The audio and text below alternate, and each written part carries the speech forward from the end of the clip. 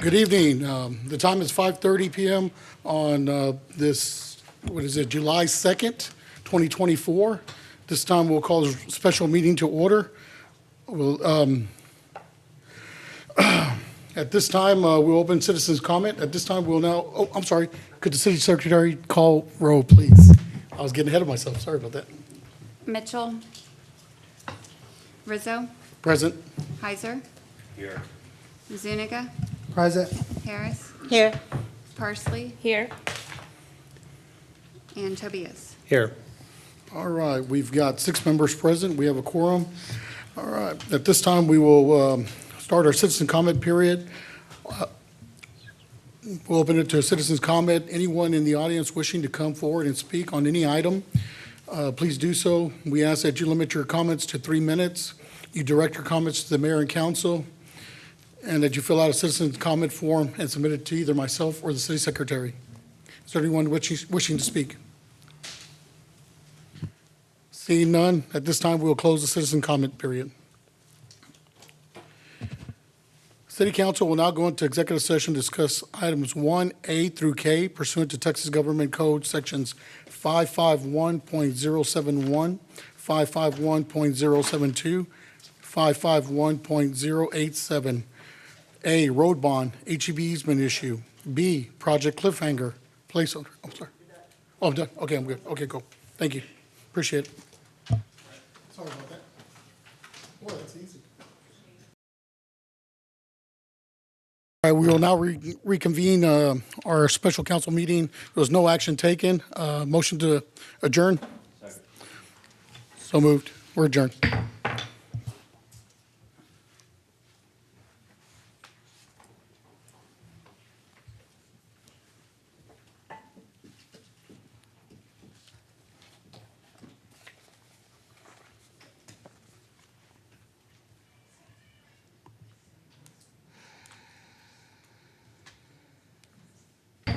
Good evening, everyone. The time is 7 o'clock on July 2nd, 2024, and we'll now call this Kyle City Council meeting to order. All those please rise for a pledge of allegiance. I pledge allegiance to the flag of the United States of America and to the republic for which it stands, one nation, under God, indivisible, with liberty and justice for all.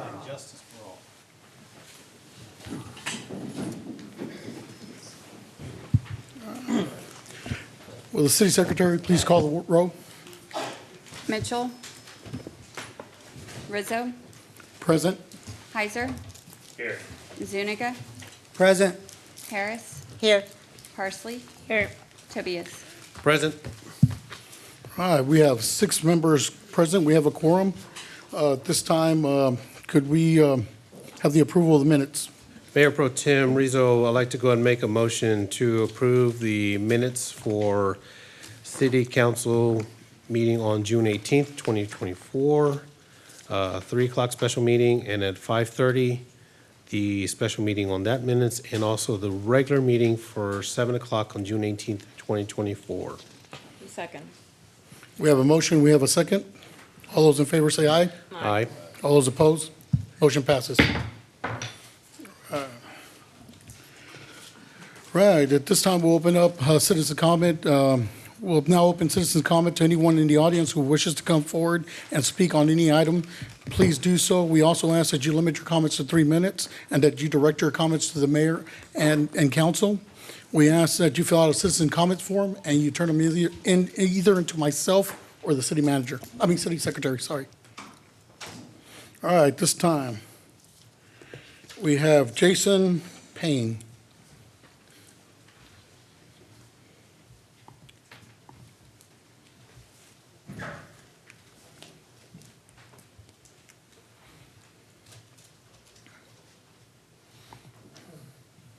Honorable Mayor, members of the council, community. My name is Jason Payne. I am here representing the Kyle VFW, post number 12058. Just want to give information on our events coming up to support in the community and support our veterans and coming up. First off, we are doing a telethon for the it's a second annual service dog telethon. We've got some flyers about it. And what this is to provide needed canine companions to veterans to assist them with whatever their needs are, picking stuff up if something falls, addressing any issues with their health, notifying them that their blood pressure's not in control, diabetes, stuff like that. They're service animals that are specially trained for that individual on what their needs are. It's at no cost to the veteran themselves, but there is costs that always come from training them and getting the veteran, of course, trained as well. Last year, we had the first one with the VFW in the state of Texas, and with that, we raised $22,000 in one day, and that was all to unite these animals with their veterans. Veterans have to show up to a kind of like a school and everything, and these dogs have to go through an extensive training just like any canine partner that you'd see out there. We are also getting ready for the first ever VFW haunted house. It's going to be very nice. It's going to be at the VFW off of Veterans. We're going to have two different areas where we're going to have one that's a little more scary for those brave at heart to challenge it, and we're going to have one for the younger, kids, maybe want to take a separate path, not so scary. But it's going to be all for the community. Everybody's welcome. We're going to do up the whole VFW into a pretty decent haunted house. We have lots of decorations, and you'll see lots of us veterans there, as well as we're working on getting some others to be zombies in we're going to have like a zombie park area. So we're going to have some people dressed up for zombies in that. So that's going to be very interesting.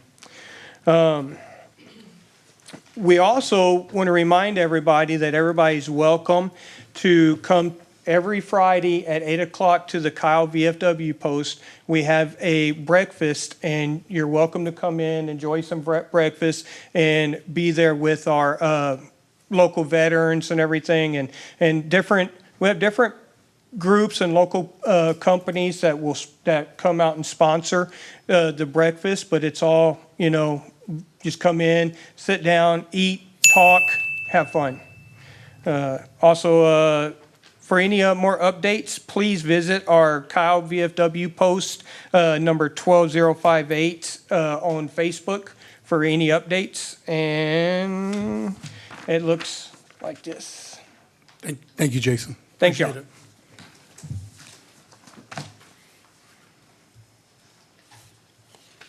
Right, next we've got Conley Robinson.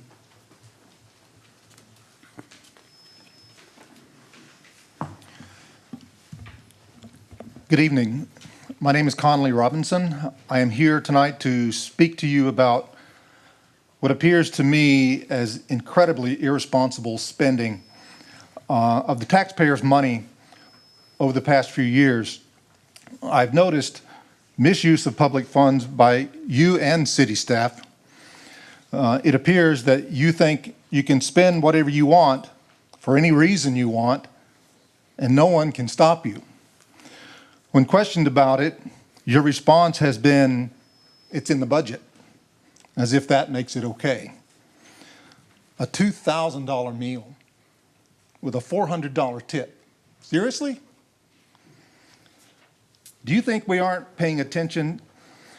Yesterday, a U.S. Supreme Court justice said in an explanation of a decision that absolute power corrupts absolutely. And I think that applies to our leadership of our city. Over the past few years, I've watched Kyle citizens come up to this podium and express concerns about our city, only to have you ignore them and continue to recklessly spend our money. And make no mistake about it, it is our money, and you work for us. And now you think you have the right to award yourselves with free health care in clear violation of the city charter. and once again, paid for by the taxpayers of this city. You may think the voters in this city are so apathetic that we don't have the numbers to do anything about it. But we are beginning to wake up every day. More and more of us are noticing what you're doing. We have a tool that's far greater and effective than any credit card you have. We have a vote. This coming November, 2 of you are up for re-election.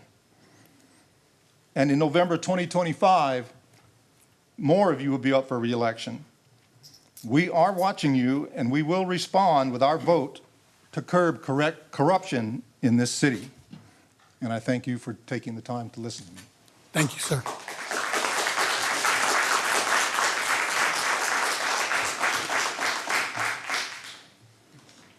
Next, we have Leonora Brady.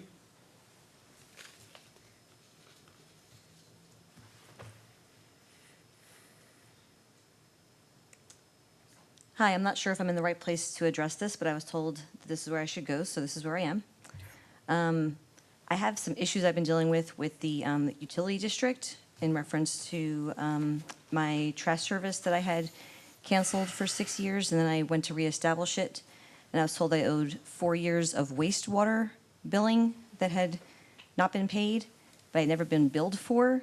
And when I asked why I was not billed for that and why I needed to find a way to repay this before I could get my trash service picked back up again, they said they didn't know who to bill, which I find confusing. And they told me that they didn't know who to bill because I don't have trash service. And I said I didn't have trash service, but I still had wastewater because you can't turn that off. They said, yes, but we didn't know who to bill for the wastewater because you didn't have trash service.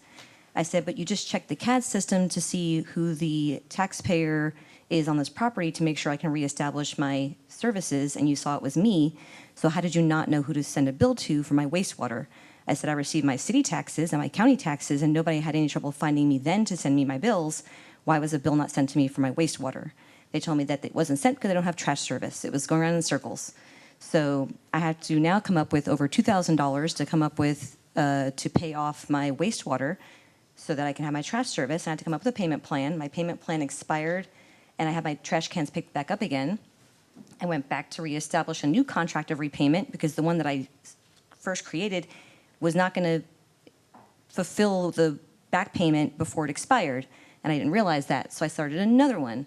And I went 3 weeks without trash service and had to put trash in my garage because there was confusion over getting my trash cans redelivered to me. So I don't know if there's anything that can be done to change how that's handled by the utility district that's for the city, because I don't understand how my wastewater, which cannot be turned off, still has to be collected, is tied into my trash bill, which can be turned off.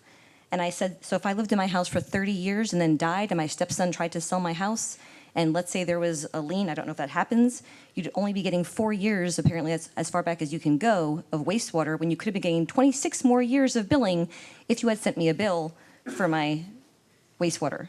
So I don't know how that gets handled or what changes need to be made. I don't know if anyone was aware that this even happens, but I am, because now I still owe over $1,800 that I have to pay back for my wastewater service on top of my current bill that I'm paying for my wastewater and my trash. So just wanted to bring that to everyone's attention and see if that can be addressed and perhaps looked into, and maybe send someone a bill. And they said, well, we didn't know who lived at the residence. I said, send it to the property, and the person who's living at the property can give it to the property owner if it's not them.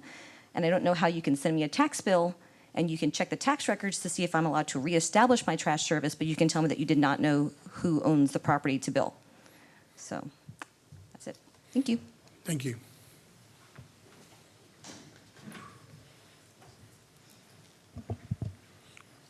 All right, next up, Howard Connell. Howard?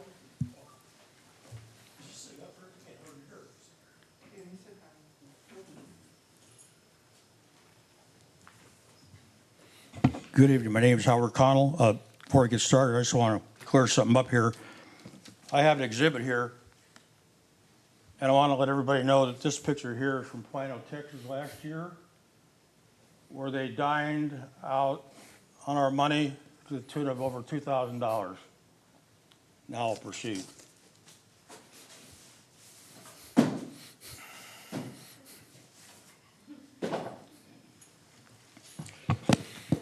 When it comes to enforcing city credit cards and reimbursement policies, we are continually told by our city manager that we'll follow policy. Well, it can't be the same policy I'm reading.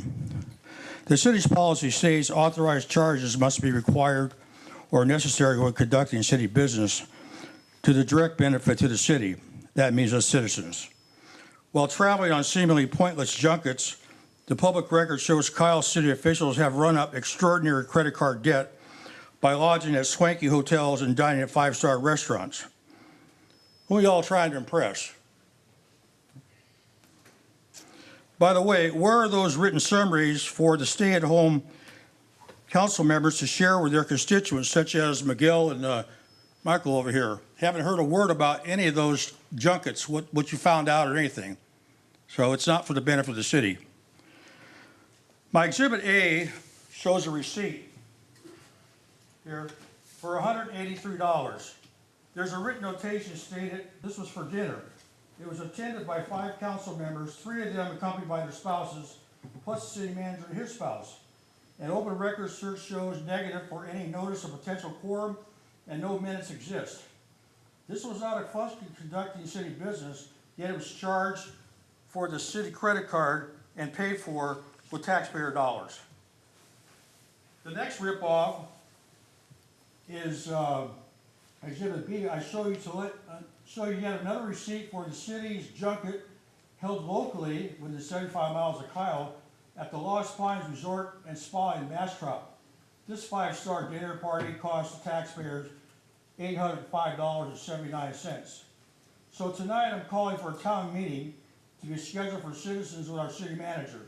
Because the city charter bars the council from interfering in the city manager's day-to-day supervision of his department heads and staff, therefore, for me, it can only be a personal career decision to neglect instructing his staff and department heads to vigorously scrutinize and enforce, if necessary, all city policies, procedures, charter rules, to the very best of his ability will allow. We citizens want to hear directly from the city manager unencumbered, because he continues to allow and promote credit card fraud, even with some of his own abuses, yet has always maintained a defense that Kyle's credit card policies and charter rules are being vigorously applied and enforced. I think not. Thank you. Thank you, Mr.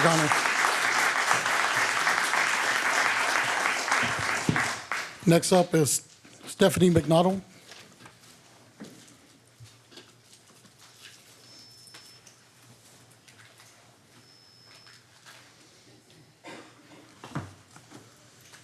Good evening, members of council. Thank you for the opportunity to speak. In case you did not attend the Pride Theme Market Days, which, by the way, I didn't either, I understand the turnout was low, which makes me reinforce the fact that that theme was not needed.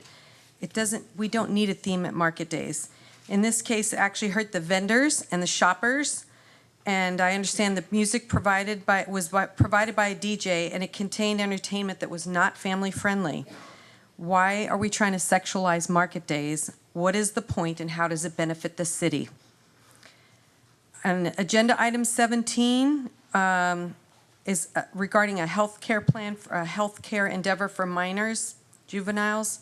I want to know why the city's interjecting itself into this endeavor. Why not leave this to the school district and the Hays County Health Department? Agenda item number 18, I'd like to thank Councilmember Zanika for making an effort by this proposal to rein in excessive spending by the council. I would actually like to go back to 2020's procedures only 4 years ago by canceling the credit cards, revoking the $500 a month stipend. Expenses should be placed on the members of council's personal credit card and submitted for reimbursement based on proper documentation and eligibility. Why were the credit cards not revoked when the stipend was added? What is the stipend for? Speaking of stipends, why did department heads, city employee department heads, need a $500 a month vehicle stipend? Agenda item number 19. Thank you again, Councilmember Zuniga. I'm also asking council to do the right thing and be ethical and reconsider the unethical move to give yourselves the health insurance full-time employees, city employees have. Members of council had access to insurance at their own expenses. Revert to this until the compensation committee meets and stay within the charter. I'd also like to ask for a town hall meeting It's futile and discouraging to make comments during this portion of the meeting and not get answers. When will our concerns be addressed? There are many residents that would like to ask questions and receive a response. I appreciate Councilmember Parsley's coffee and chats and Councilmember Zuniga's meetings, but we need a town hall meeting where citizens can ask questions of members of council and the city manager. I'm calling for accountability and transparency, and I want to thank Councilmembers Zuniga and Tobias for their stance to that end. Standards and values are important, especially in leadership. I would also like to ask agenda items 17, 18, 19 to be moved to the top of the discussion. I'm also asking for the city to budget for a position of city auditor that would bring truth, transparency, and trust between the citizens and the city. It would be a place of safety for whistleblowers to do the right thing. If we have money for things like sending 5 council members, 5 city employees on a trip to look at roundabouts, costing the city thousands of dollars. Recently, or this year so far, city council spent over about $50,000 on travel.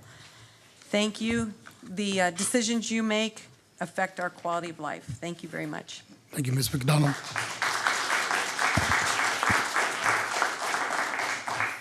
Next up, Ms. Yvonne Flores-Kale.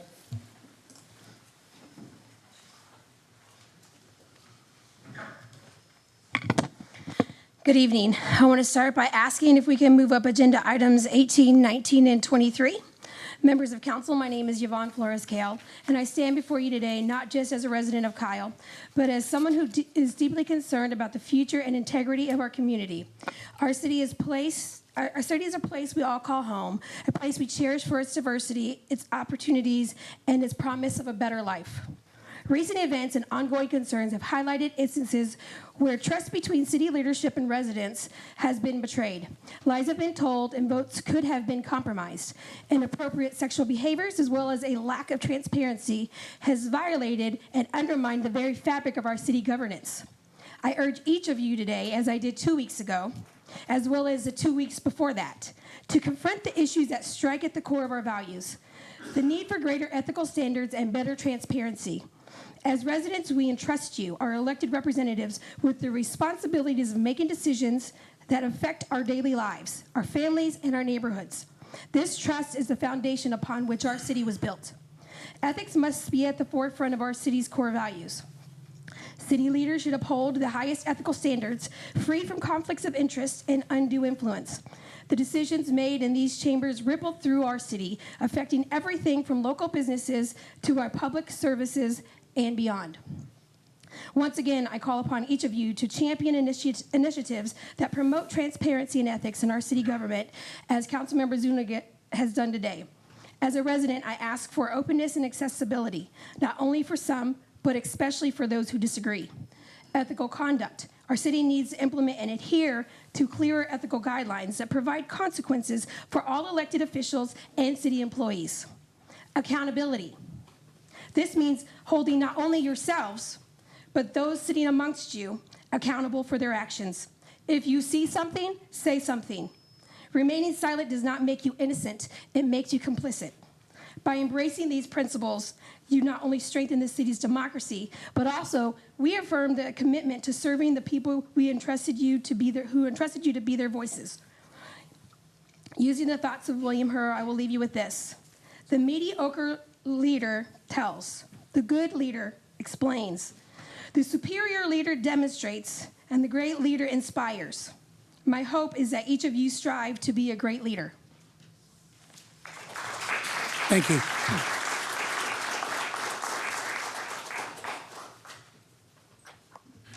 At this time, is there anyone else wishing to come forward and speak? Seeing none, we will close citizen comment. Citizen comment period is now closed.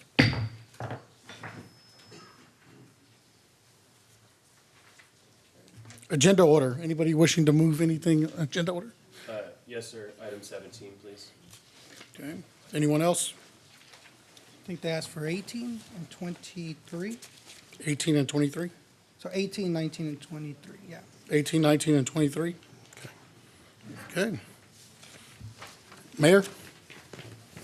I just want to object to the 18 and 19 being brought forward. The council rules of council clearly say that the order of business should be city business and residents, proclamations, city business, and then council-related items.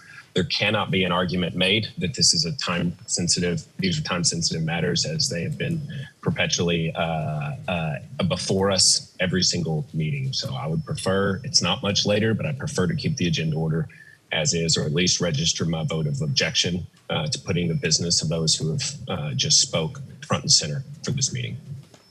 Okay. All right, so this time we'll bring up all those wanting to move agenda order 17 up. We'll do them one at a time. Say aye. Aye. Okay, motion passes. 7-0. All right.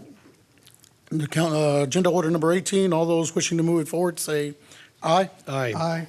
All those opposed? Nay. Motion passes, actually, no, it passes 43. 43. 43. Motion to move ahead, agenda order 19? Are you doing them separately? Yeah, separate. Well, we're just voting on them separately. Okay. All those in favor? Aye. Aye. All those opposed? Nay. Nay. All right, motion passes. All right, 4-3. And what about 23? Oh, 23, sorry, forgot about that one. Okay, motion to move agenda item number 23. Second. We got a second? All those in favor say aye. Aye. Aye. All those opposed? All right, motion passes. All right, moving on to agenda item number 17. Rosie Truelove. Consider approval of resolution approving a contract with Hill Country Mental Health and Development Disability Centers to establish a juvenile behavioral health program. Ms. Truelove. Good evening, Rosie Truelove, Director of Administrative Services. Thank you for having me here tonight. As the Mayor Pro Tem just read, we have an item in front of you to consider approval of a resolution approving a contract with Hill Country Mental Health and Developmental Disability Centers to establish a juvenile health program. So a little bit of history on this item. Back in January, the city released an RFP to consider proposals around a mental health program for youth in Kyle. On February 16th, we received 6 responses. Starting in March, staff briefed council on the responses and received direction to proceed with evaluation, including bringing in partners with the Hays County Independent School District and Hays Consolidated Independent School District and Hays County. On May 18th, May 18th is when we received the direction to award the solicitation to Hill Country, and were again directed to negotiate a contract. So the partners that we have for this particular program are the City of Kyle, Hays Consolidated Independent School District, Hays County Mental Health, and the recommended contractor on this, Hill Country Mental Health and Developmental Disabilities Centers. They are our local mental health authority for Hays County. And with this collaboration, we are forming a structure that would, should we choose to enhance this program, would allow us access to additional funding and resources. The City of Kyle has $100,000 budgeted in one-time funding for fiscal year 2024. The Hays Consolidated Independent School District has identified potential space opportunities as well as access to a pipeline of qualified potential interns. Hays County has identified potential space opportunities as well as a community outreach specialist that would be available to partner with Hill Country. And Hill Country has access to the Texas Resilience and Recovery Services, which would provide additional enhanced services should patients coming through this program need those additional services. The primary focus of the program, as we have negotiated it, is to provide behavioral health treatment of youth. This would include fentanyl and other opiate substance use treatment, alcohol, tobacco, and other substances, treatment for that, for use of those substances, as well as mental health treatment based on program design. And I'll talk a little bit more about how the program design can either enhance our ability to provide these mental health services in different aspects. The provision of outpatient substance abuse services is currently not readily available or accessible in Hays County. So this program will address a deep community need that we have identified here in our area. The program will create a unique and collaborative and individualized recovery plan for the program participants. Coordination with the county health department is also occurring while they develop and implement preventative programming through their community outreach coordinator. And this is aligned with the 2022 Meadows Mental Health Policy Needs Assessment recommendation to increase school-based treatment. So as far as the program structure and metrics, this program will initially be based on Hays Consolidated campuses and could serve charter schools and additional school districts if provided space. Our partnership with school faculty and staff will identify and help care for students who are using or who have used in an effort to curb that substance use, improve wellness, and teach alternative methods for coping. There are options for referral into the Texas Resilience and Recovery Services Program, which would include psychiatric medication management and family partner services. We have two different options for how we can staff. Each of these two options have different fiscal impacts and different implications for how the program can be scaled. The first option is to hire a school-based licensed chemical dependency counselor. And the second option is to hire a school-based licensed practitioner of the healing arts. And I'll talk about each of those two options here as we move forward. Both of these options are contingent on office space being identified at Hays Consolidated and or Hays County. And what we are anticipating right now through this program would be 100 unduplicated clients for both options. It doesn't matter whether we choose to staff with option 1 or option 2 for those unduplicated clients. That would come with scaling the program, which would be available under option 2.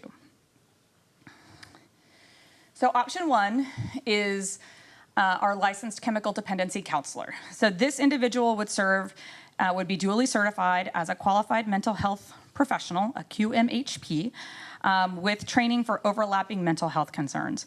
We anticipate this is the option that would be in line with the budget that we currently have available to us here in the city of Kyle. It would be about $100,000 for the first year, and you would see slight scaling in years 2 and 3 to allow for increases to the program expenses over time.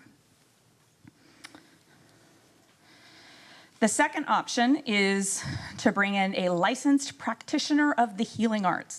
I learned a lot about acronyms as I was working with our partners here on this. This could be a licensed professional counselor, a licensed clinical social worker, or a licensed marriage and family therapist with a minimum of 2 years providing substance use treatment. This licensed professional of the practitioner of the healing arts is an enhanced service model because this individual can provide cognitive behavioral therapy to address symptoms of depression and anxiety and or trauma-focused cognitive behavioral therapy. That is an additional service than what can be provided with option 1, where they're only allowed to be or only trained as a licensed chemical dependency counselor. This option is more expensive. It would have a higher cost at about $154,000 for the first year, and then year 2 and 3 scaling slightly accordingly. But there are benefits to this, to option 2. This expands our capacity for in-house therapy, including the cognitive behavioral therapy, medication management, and psychosocial rehab. Starting the program with the licensed practitioner of the healing arts will establish our ability to effectively scale the program because that licensed practitioner of the healing arts can supervise additional staff, including those university-based interns that our school district often is approached by our institutions of higher education looking for options to place program participants that need internship credit for this vocation. And in the future, should we have additional partners that come in, should we be successful at seeking additional grant funds, we can bring in additional staff like a licensed chemical dependency counselor that can be supervised by the licensed practitioner of the healing arts. Right? You can't have the chemical dependency counselor supervise other staff. They can't supervise the interns, but the licensed practitioner of the healing arts can. These credentials open the door for new opportunities and allow for program expansion through additional partnerships or any grant-based funds that we might be able to seek and be successful with. So as we mentioned, $100,000 is currently available as an ongoing budget item. Should program option 2 be selected, the balance can be accommodated in the general fund. The staff recommendation here, we have options, program option 1, program option 2. We can decline to proceed with the program. The staff recommendation, and this is the recommendation both of staff and of our partners, Hays Consolidated and Hays County, is to move forward with option 2. We feel like that program option 2 provides those deeper levels of service and our ability, enhances that ability to supervise and expand additional staff. Should we only move forward with option 1, it will be harder to scale the program should we find opportunities with other grant opportunities or partnerships. So that is the presentation that I have for you today. Any questions? Councilmember Zuniga? Yeah, I just wanted to see if we were to go with option 2 and create the program, would this be expanding the range of being able to find grant funds and funding sources, or is this going to create a program that will compete with already limited resources that other programs are fighting for? Because what I'd want to do is make sure we're creating a program that can be broader and have a wider range of acquiring funding. Yeah. So it's an interesting niche that isn't currently existing right now. I think the way we've structured this program is that it would allow us to be able to be competitive in the partnership that we're creating with Hays County and with the school district. We actually are not competing with them for grant opportunities. There is, Hays County was just had an item in front of the county commission today, and I'm not sure what the outcome of the vote was, but they were applying for a grant and for a mental health related grant that's available to only county health agencies. And our program here was listed as a potential subrecipient of dollars should they be successful at getting that grant. So it allows us to partner with our local agencies, and it's not and not in a competitive way in that front, at least not how it's envisioned right now. And again, I don't know if that vote passed, but that was part of the proposal that was in front of the county commission today. Rosie, I believe that was 75,000. 75,000. Right. I'm sorry, did I say something wrong? No, I just wanted to make sure we had the amount. Yeah, thank you. Dr. Harris? I think this is an excellent proposal. It moves forward an issue that's a very serious issue in our community for young people. I would prefer that we look at or accept option 2. I have a considerable amount of mental health training and experience. LCDC simply does not have the skills or training to work with young people who have anxiety disorders, depression, behavioral issues. They work very well with substance abuse disorders, but for young people, that's not usually the problem. The problem is usually some other things that need to be dealt with first. So I like the program. I visited with the director of county public health a couple of days ago. They are excited about having a partnership with us. They hope this passes. I do too. Thank you. I have a question. Councilmember Parsley? Thank you. So you said that the school district said that they had located a place for to have it. So what is the scheduling going to look like when we start the program? Are they going to be working during regular school hours? Are we going to be available during the weekend? I don't know that we have that level of detail determined yet. I think the idea is that we would be able to have the Hill Country staff primarily during school hours when we know we would have the availability of reaching the kids at school. But if there's a desire to have that, move into evenings and weekends to ensure that we're able to access the population that we're trying to access, I'm sure that's something that they would be open to. But that level of detail will be determined as we get further along in the process. And is the location going to be inside a school, or is just school district grounds? It is, hold on, I'm looking at what I received from Dr. Watson today with Hayes. Kyle Elementary. Yes, it's one of the buildings at Kyle Elementary School is what has been identified right now. And so are we going to be serving only Kyle youth? No. So we're opening this to Hayes County? Correct. And any, how are we serving charter schools? So we can either, the employee of Hill Country will be mobile to a certain extent and can go visit other schools as they need to. We have the facilities or the office space or the meeting room or the client space that we're talking about at Kyle Elementary.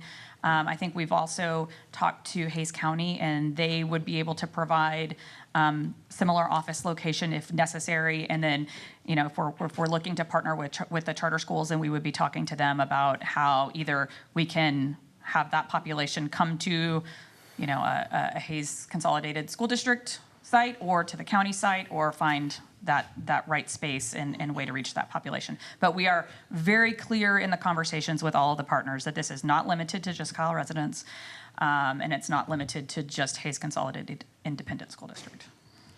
Well, see, I feel like there is conflict in there because I don't know exactly what the school district is currently doing regarding, you know, mental health for the students, and then what are we doing? Are we just like, is there any sort of interference? And then at the same time, I mean, this is our taxes, so I would like to be focusing on Kyle youth. And I don't know if having this in school district grounds, which I'm really happy that they're donating the land, if that is going to be detracted to the kids that are not going in Hayes. Like we have youth that probably is not going to school. And how are we going to be approaching those kids? Also, are we counting on, because if we're doing this, I would like to advertise it to Kyle to make sure that everybody knows that those services are available. And I would like for the Kyle youth to have primary access to these services. So I don't know how we put this together for me to say that I approve A or B right now, because I would like to have that. I don't know how would that look like, and if somebody needs to reach out to them on a Saturday and a Sunday. I think I need more information for me to pick option 1 or option 2. Okay. I mean, I want the program, but I want it for the Kyle youth. I'm not being mean to the Hayes County kids. I'm just saying, Is that what is the like? How are we making it different from whatever the county is doing and the school district is doing? Are we doing a different type of service? I'm just asking because I don't know. I could try to answer some of that. I wasn't sure if there was another comment, but Yeah. I think from our perspective, I mean, the first thing is this is a pilot program. It's new for everyone. We have identified what we think is a strong need in the community. These are fair questions that everyone's asking about exactly how that's going to be done. But we do believe this positions us to scale the program, as Rosie had talked about, and get additional grant funding to do even more things for a much larger population. There are a number of grants that are out there, but they want to understand what is your contract, how does it work, how many people are you serving, what is the staff that you have, and we're really not positioned well to apply for those grants until we have a program like this. So our thought has been to try to design something that makes sense based on all the factors that we've looked at and the partners that we've identified here, and then over time to try to understand better how we're serving that population and figure out how to grow it. But we do have, hopefully, some grant funds right away that will help us grow the program, and the idea is to continue to grow that and see where it goes. But it's a pilot program, it's new, it's different, but we do think there's a need out there in the community. So if we were to approve any of the option, is that going to lock us into the 3-year total? No, it's structured as an annual contract, but the idea is that we wanted to provide enough surety moving forward that that we would support the program on the city of Kyle's part to see it get established, Right. Which would be longer than. So it wouldn't be a 3-year, like it wouldn't be, like we are not locked into a 3-year. Correct. We would add some kind of, we do have cancellation provisions, things like that in the agreement. But, we do have opportunities working with some of the hospitals, the nonprofits, to provide some funding as well. And this gives us an opportunity and a springboard to then go and to try to get some of those funds and try to figure out how we can grow it even further. But you have to have some kind of agreement and program in place to actually apply for those funds. And the way we would structure the initial contract is a 1-year agreement with extension options. Right. So we're not locked into 3 full years. Thank you. Brian, what would the action be if this were to pass tonight? What would be the step taken by staff? So we would enter into the contract with Hill Country, and they would hire the professional to go ahead and assign to that area. We would work with the school district to get the space ready at their facility and to start that service as soon as practical, hopefully with the new school year. Yeah. So at what point would the framework of operation be solidified? So to Councilmember Parsley's questions about who we're serving, when is that? I'm trying to figure out if this vote tonight is anything to do with the answer that she's looking for, because I don't think it does, but because I feel like that's something that would come back afterward. Yeah, I would say that it would probably take us, if we're here now in early July, that we probably wouldn't have solid program design until at least 30 to 45 days from now, not having consulted with Hill Country on that. But it would take us a little bit of time to get that organized. I think the goal would be September timeframe, something like that, start of school. I know school starts a little earlier than September, but to try to bring something back in that time period where we would be ready to start. So I'd just like to take a minute and thank the county and the school district who have been exceptional partners, and those at Hill Country for participating on this journey to try to help some kids in our city, in our county, kids who really badly need more support. So I just want to thank them for standing up and being willing to collaborate to get us to this point. And with that said, Mayor Pro Tem, I'd like to make a motion to approve option 2 for item number 17. We have a motion. Do we have a second? Second. We have a second. We have a motion by Councilmember Heiser, second by Councilmember Harris. All those in favor? Well, hold on, discussion. Do we have any other discussion? Sorry. Councilmember Tobias. Thank you. I understand the need. We hear it all the time on the news. We hear it everywhere for mental health, especially for the youth. The questions we need to keep in mind, I understand this is a pilot program, but what if the individual that is needing assistance, where's the liability going to come from when the school is notified, the parents? Where do they get involved in this? Okay, so we have to look at that as a liability from the city. Okay, we just can't go and send a student to this facility or recommend that. Where's the groundwork for the parental supervision going to come from on this if we're talking about youth? Age limit. You know, we can go on and say an individual is having anxiety or bipolar or having episodes, which does happen. But as soon as they turn 18, what happens then? Okay, we just cut them off? We have to look at that as well. The discussion about the charter schools, Ms. Parsley had some good points there. Okay, we're dealing with Hayes ISD. Shouldn't IDEA or any other school, charter schools, Valor, whoever it is, are they on board with this as well? Have we contacted them yet? Have we visited with them to see what their input would be? Okay. Access to the building. I hear already, and thank you for responding to my email, because that was a key factor there. What if we're opening this up to all of Hayes County, San Marcos, Buda, Niederwald, and the only facility available is Kyle Elementary? How's that student or that individual going to get there? And mental health is a 24/7 issue. If a student or a child or a teenager is in crisis, where is that person going to go to if we're going to have that facility? Is that counselor or the 2 counselors that we decide to hire, will they be available? And also, health insurance. Are these individuals that needing assistance, would this cover under their health insurance, whether it's Medicare, Medicaid, or their parents' insurance and so forth, to where you have those deductibles there? Because it seemed like what Mayor Pro Tem was saying, we're getting into the health business.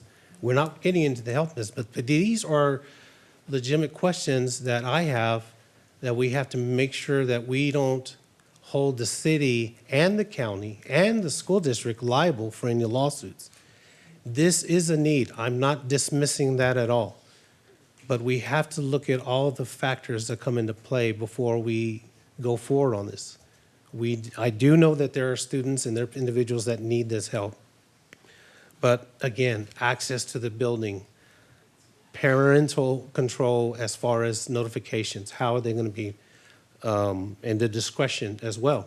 If you have it at elementary school, you know, kids talk, they gossip, versus having that confidential area for a specific center. So those are some of the questions I think we need to also consider when we're making this vote. Councilmember Tobias, if I may just address one of the things that you just brought up in regard. I'm just making sure, has everybody gone? That's okay. Okay. Councilman Reiser. With the school district and discretion, the district already has 2 programs, or a grant-funded program and then another program called Communities and Schools, where some of the schools in the district have a single counselor on campus. So this is already in practice. They're just limited in the volume of kids that they're able to see due to the funding that they've been able to secure. So when you're talking about discretion and kids talking and referral processes and things like that, this is something that already happens within the school district. And this effectively would just be provide a wraparound element to the care that the kids are able to receive during the day. You know, because the last thing we want when we have a kid, when the school district or a teacher, a counselor, a principal identifies a kid who's struggling and wants to give them, they qualify for that support in the school during the day, and they have progress. The last thing we want is for them to go home right back into that situation that provided them the issues to begin with. So the idea was to create a wraparound program so that if the kids cannot get, or they max out the amount of sessions that they can get through T-Chat, which is a state-funded program, that there is a soft landing spot for some of these kids. And in that back room a little over a year ago, there were over 10 parents who live in this county who lost their kids to fentanyl and drug overdose. And every single one of them advocated for a solution like this, and especially the addiction support treatment that kids can get, because that was the biggest call out of those parents, is that either their insurance didn't cover more than one trip to rehab or sessions with a psychiatrist who can provide medication, or there wasn't addiction support local for them to get to be able to take their kids after their work day and after the school day. So everything that Rosie has laid out with this program that was created by a room of people that consisted of the Hays County Health Department, someone from the local mental health authority, 2 officers are mental health officers from the Kyle Police Department, and somebody who works for the school district. And what we are being asked to vote on tonight is the outcome of those minds getting together. And so while your questions are valid, and I don't know the answers to them, I think we can figure that out after this vote, because there's still no framework for the program. Excuse me. Order, please. Can I ask a question? Councilmember Parsley. So is there any way to try to have a layout of the possible operation of this facility before we take this vote? Because, I understand we want to kickstart it, but I would like to know more in depth what we're trying to look on year one and year two when we have these numbers in front of us.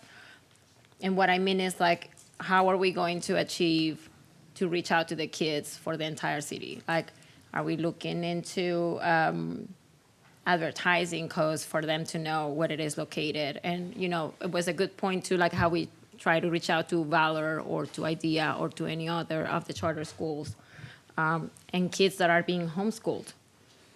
So I think that looking into those things might be good before we set up an amount.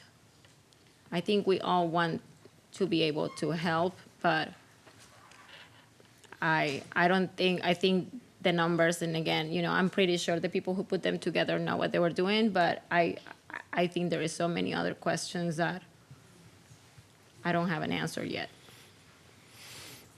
Councilmember Harris. So, Rosie, would the agreement that would kick this off be brought back to the council? This is the action that's here today would give the city manager the authority to execute that final agreement based on the program design option that you've selected. Okay, but will that final agreement come back to us to, because Councilmember Zuniga's questions were valid. Yeah. All of them very good. Some of them will be answered in the operating agreement. My other concern is trying to serve the whole county with one person is unrealistic. And I would prefer that it be limited to those who are receiving their services in Kyle or who are Kyle residents. That's more realistic. We can't serve the whole county with one person. They can't be traveling to Wimberley or to San Marcos and use their time effectively. I'm going to go real quick. Sorry, I haven't gone yet. Good. Just want to say that when this first was brought forward, I had a million questions. Y'all probably were here at the last meeting and heard them all. One of the things I do is I do my due diligence. I go out and research and start asking questions. That's what I did before the other meeting that we had on this. When this first came up, I had a million questions. To see the school board get behind this is a big step forward for me. I really had a big question whether they would or wouldn't, and for them to step up and say, yes, we've got space is really important because that saves us a lot of costs there. Space is probably the highest part of it. The other thing is mental health, fentanyl. I mean, it's real. I mean, do we do nothing and just allow things to keep happening the way they are? I mean, this isn't going to solve all the problems, but there's a first step forward in everything. I mean, do we care about kids? That's really what the question is right now. I mean, there was a funeral a few weeks ago from a kid. That's all grew up in my parish for a long time. And, you know, could have helped him. You know what I mean? And I'm thinking about that right now. Could we have had that help? And I don't know the answer, but really, there's nothing right now. I mean,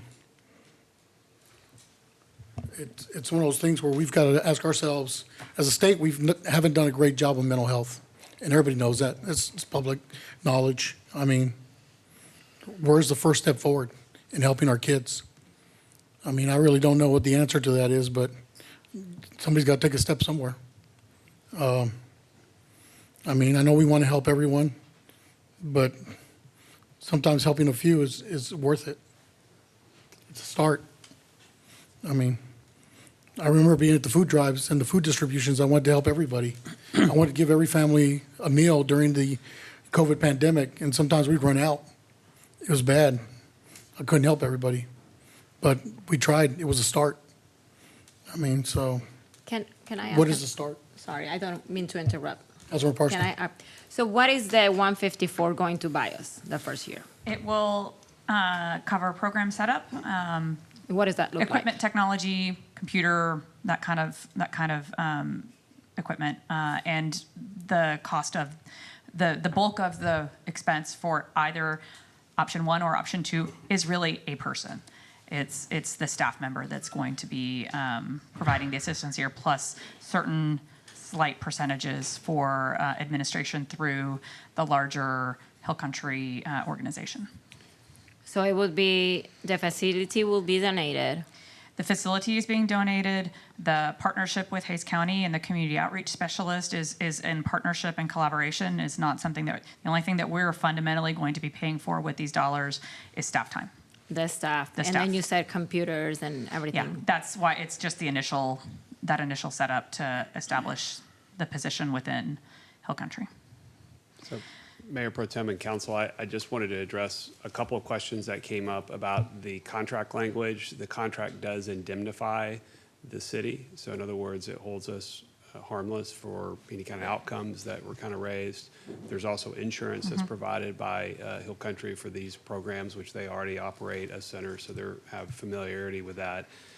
And as you think through this and consider the item, how you want to proceed, one thing we could offer is if the council wanted to proceed with this, then we could come back and have a detailed, even though the contract would be approved with this vote this evening, we could come back and provide a detailed overview of the program, introduce the specialist, and go through that with the council if that's your choosing. So just as a couple of options for you as you consider it. I think if it's approved, we definitely would want that, so that way we know where the starting point is. Okay. Yeah. And then maybe as a city later on, we can see what a goal would be if we could identify more funding, out there.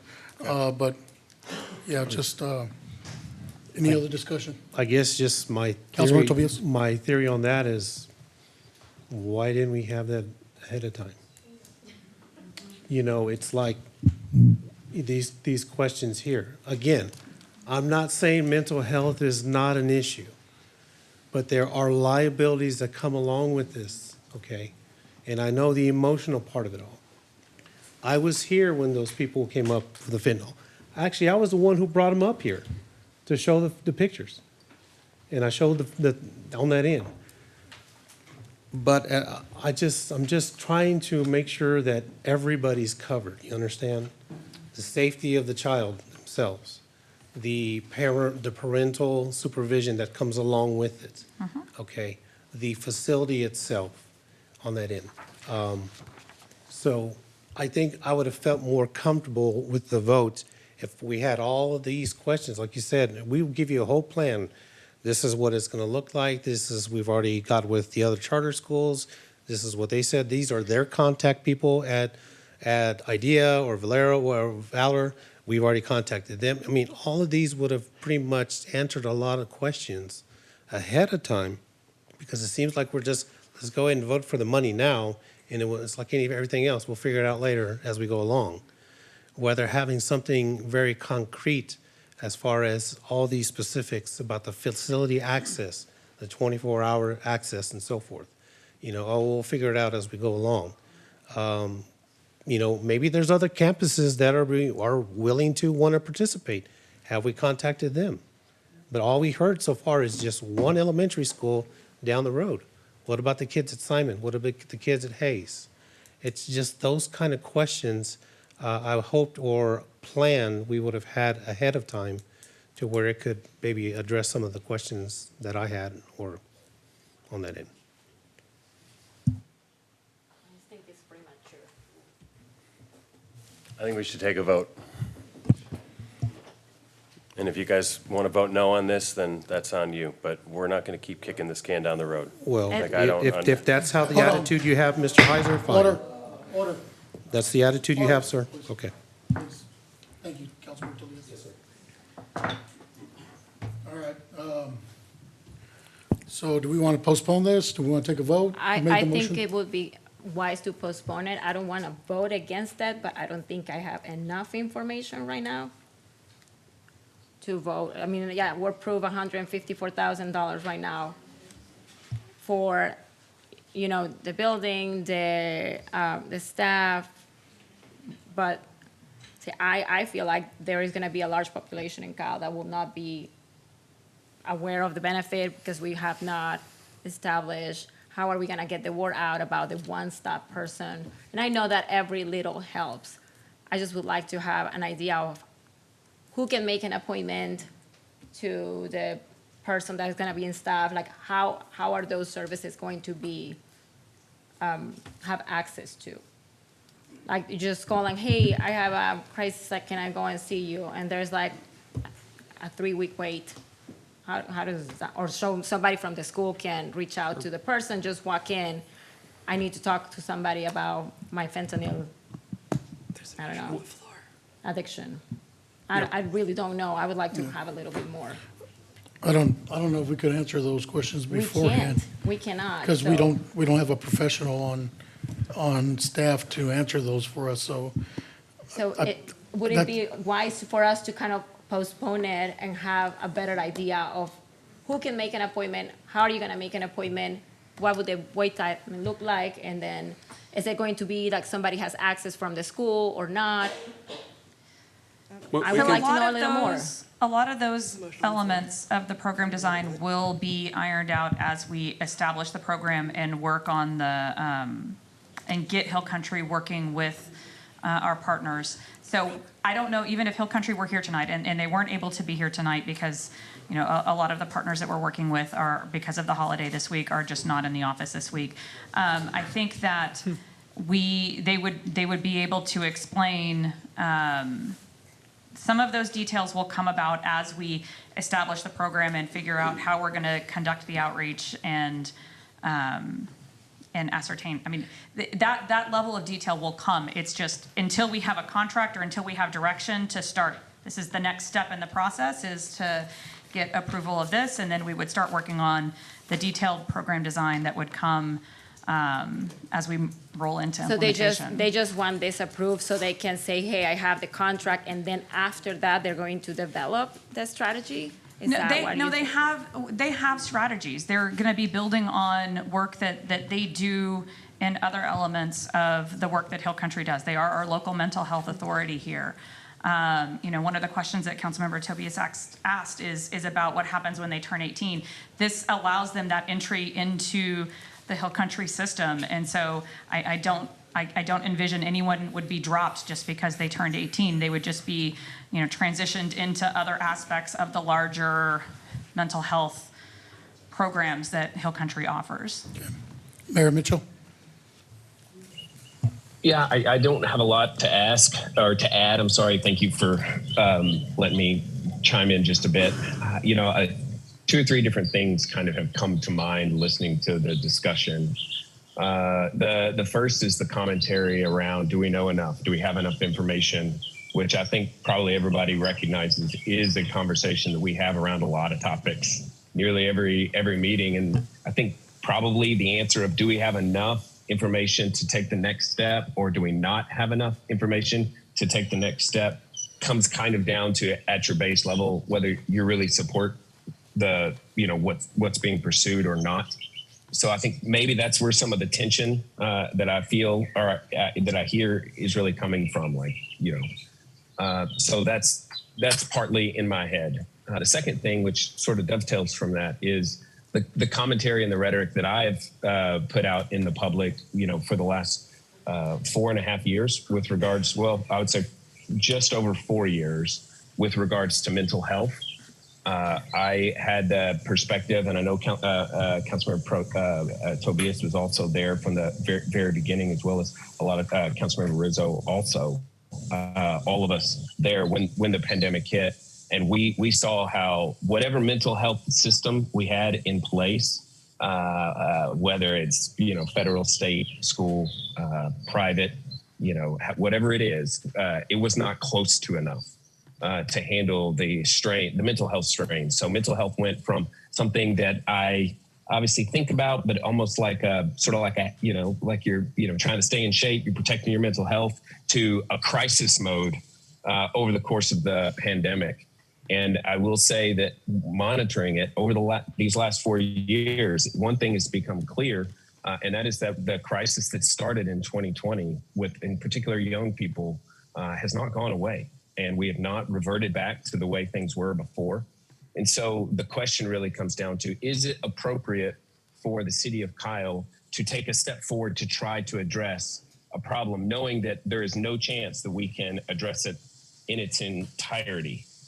And on that, I draw on my third point, which would be some memories of different programs that we've put in place in the past without full and complete knowledge. Some that later became really successful programs, and some that ultimately did not, where we realized we had better partners at the county level or at the state level, or maybe it was better privatized. One of those is the Buda-Kyle taxi program. That was a kind of a novel idea that we were pursuing. It had a lot of holes in it to help with mobility, but we had a need that we were hearing from regularly with the community to address transportation. And so we put forward the Kyle Buda taxi transportation program, and ultimately it didn't work out. And I had lots of questions and was very skeptical of that program. But sometimes when a city recognizes that a need is there, and they're all taking it seriously, taking a step forward, even if ultimately that program does not become the end result, I do not think it's a bad thing. It's for all those reasons. I'm happy to take this vote because I think that it, puts my, vote money where my mouth is for the last several years, talking about the importance of mental health, just as we talk about the importance of all kinds of things. So that's my statement. So I'll be voting for it. Can I make a last question? Councilor So let's say that the program gets approved today. Is there any way that we can have in about 3-4 months the operation plan for this? Absolutely. But I would like that to be established with the vote, that it will be contingent on us getting operation plan. I think that's a very reasonable request, and we can accommodate that at a council meeting. And I honestly don't think it'll take 3 to 4 months. Okay. I think it's probably more in the 2-month range right. to be able to have that, and we'll bring our partners in. Do you share need to have a information there. change in the language of the motion that was made for us to have the operations plans to be back in here in 2 months? I look at Brian and Amy. I mean, I can take that as verbal direction and can work to bring back a briefing on that. But if that needs to be memorialized in the action, then I don't think it has to be in the motion, but we could certainly, we'll take that direction back from council and bring it back to you.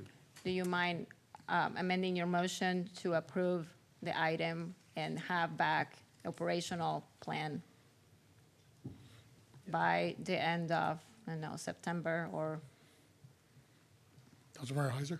Yes. Councilmember Harris, you second it? Okay. All right. Could you restate your motion, please? Yeah. Did you want to say something, Miguel? Yeah, sorry. No, you're fine. Councilmember Zuniga. So, yeah, I mean, this is why I really believed adamantly that I wanted to support a community center as a priority, because I see this mental health aspect as one essential component that would blend in there.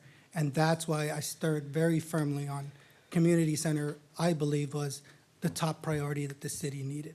So that's all. I just want to put that out there. Thank you. Councilmember Heiser. Okay, thank you, Mayor Pro Tem. Yeah, I'd like to amend my motion to approve item number, option 2 for item number 17, to include that staff bring back the operational plan within the next 3 to 4 months, or when ready. 2 months? 2 to 3 months. 2 to 3 2 to months. 3 3 months. I think would be reasonable. Okay, that's Since I'm fine. not able to confirm that with Hill Country. That's fine, yeah. 2 to 3 months, bring back to council. All right. We have a motion by Councilmember Heiser, second by Councilmember Parsley. All those in favor say aye. Aye. All those opposed? Nay. Nay. Motion passes 6-1. Thank you. All right. Items 18 and 19, do we want to bring those up together? Separate. You want to bring them separate? All right. Anybody else want to bring any items together? Okay, we'll take them up one by one. Okay. Cool. I just was saying because they're kind of similar. They're two different motions. Oh, okay, sounds good. All right. All right. Item number 18, consider impossible action to cancel the city council and city manager's cards. Councilmember Zuniga, it's your item, sir. Oh, thank you, guys. Thank you, council and mayor. So this agenda item, I just want to first begin by stating that I'm not going to spend time trying to convince or influence members of this board on their use of the credit card or their choices, whether good or bad. Rather, I'm going to focus on the community of residents that have shared with me their concerns their questions, and they're seeking some transparency on the issues of credit card expenditures. Because ultimately, it is not our money, it is the taxpayers' money. So to provide some context, credit cards, they're not used in every city, but we have them here. And from the beginning, in 2021, there was concerns raised about council members, and it was debatable about whether there was business or personal expenses, some reimbursements, open records, et cetera. This called for an audit, and the audit cost the taxpayers $45,000 right away, as soon as credit cards were issued, 2 years later. But that's not even the end of the story. At the end of the story, the audit didn't even find, really, it didn't provide any guidance to credit card policies. So there are really no good answers. Maybe, maybe not. Was it reimbursable? Was it personal? Was it business? You decide. So it just leaves a policy out there that's floating that says each council member must use their own discretion, and judgment for spending, okay? This is my interpretation of it, okay? Just want to be very clear to the taxpayers. And so to the matter of the credit cards, here we are once again. So did we learn any lessons from the last audit? Well, here we are once again, and it's expanded. Again, we're seeing receipts, we're seeing open records in social media, whatever. There's frequent, and most of this is because there's frequent travel with staff. There's some lavish meals, upgraded hotels, valet parking, meals, home, dinners with family, etc. So again, all of this is just debatable. Is it necessary? Or frankly, some of it's still highly skeptical whether it is necessary or essential. So just getting back to the credit cards, the cards are problematic because they are a golden ticket to spending in our approved budget. So the budget is approved. But what the credit card does, it provides a rapid access to spending in line items, such as travel. That's the major expense, travel. Okay, so I'm going to come back to that. So this is actually counterproductive because it can lead to mingling and even undermining staff members, presumably. Okay, so this has a result that it reduces or reductively reduces the public trust. It raises questions and concerns about the management of funds, integrity, and the responsible use of taxpayer money, okay? But the largest negative impact that I see is that it inflates and it imbalances all our council spending because it creates an environment to spend it all or lose it. So as we're moving to the next budget season, we're going to have new budgets. So, sorry, I had a lot, had it written down. So how does it do that?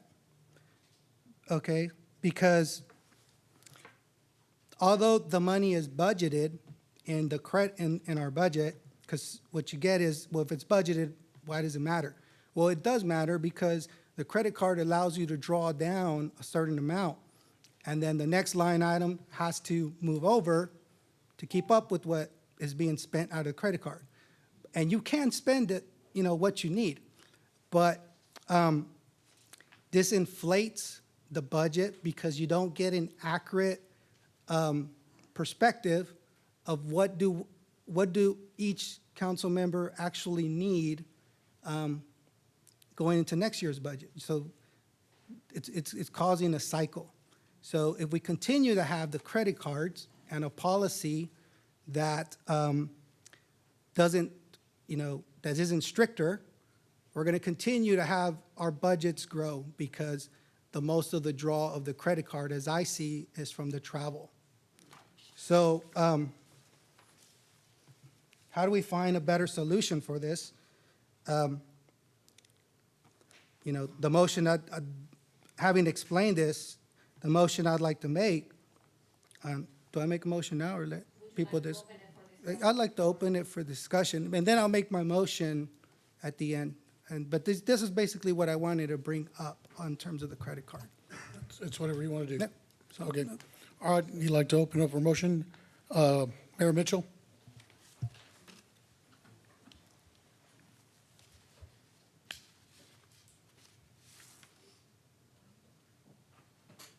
We can't hear you, Mayor. I know. Sorry. Yeah, this is bringing back memories of the Zoom meetings. All right, can y'all see my screen? Can y'all read that on the screen? Hello? Yes. Okay, I'm sorry, the internet's a little bad, but there it is for all to see. So I spent a couple days going back through my old emails and photographic records, old budgets, trying to come up with a list of all the out-of-city traveling that I've done over the last 8 years. And I know this topic has been something that is continually brought up.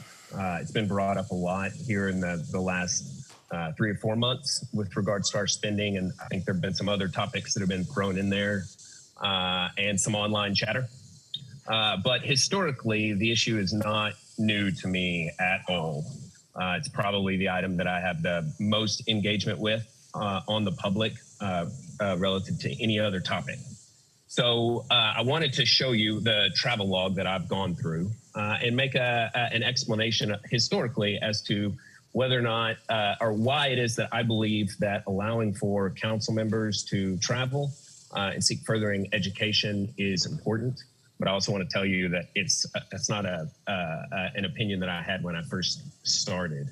So I started actually in 2016 on the city council. And back then, the culture and the policies were actually, I would say, sort of punitive towards council members who traveled or who requested reimbursements from the city for meals or for any expenses, really. And for example, and I don't know if she's there or not, but she can confirm it. I saw Councilor Herval in the audience. She was replaced in 2016. In the years immediately prior to that, she went on a trip with the economic development director to ICSC in Las Vegas, and she was heavily criticized for that privately and publicly.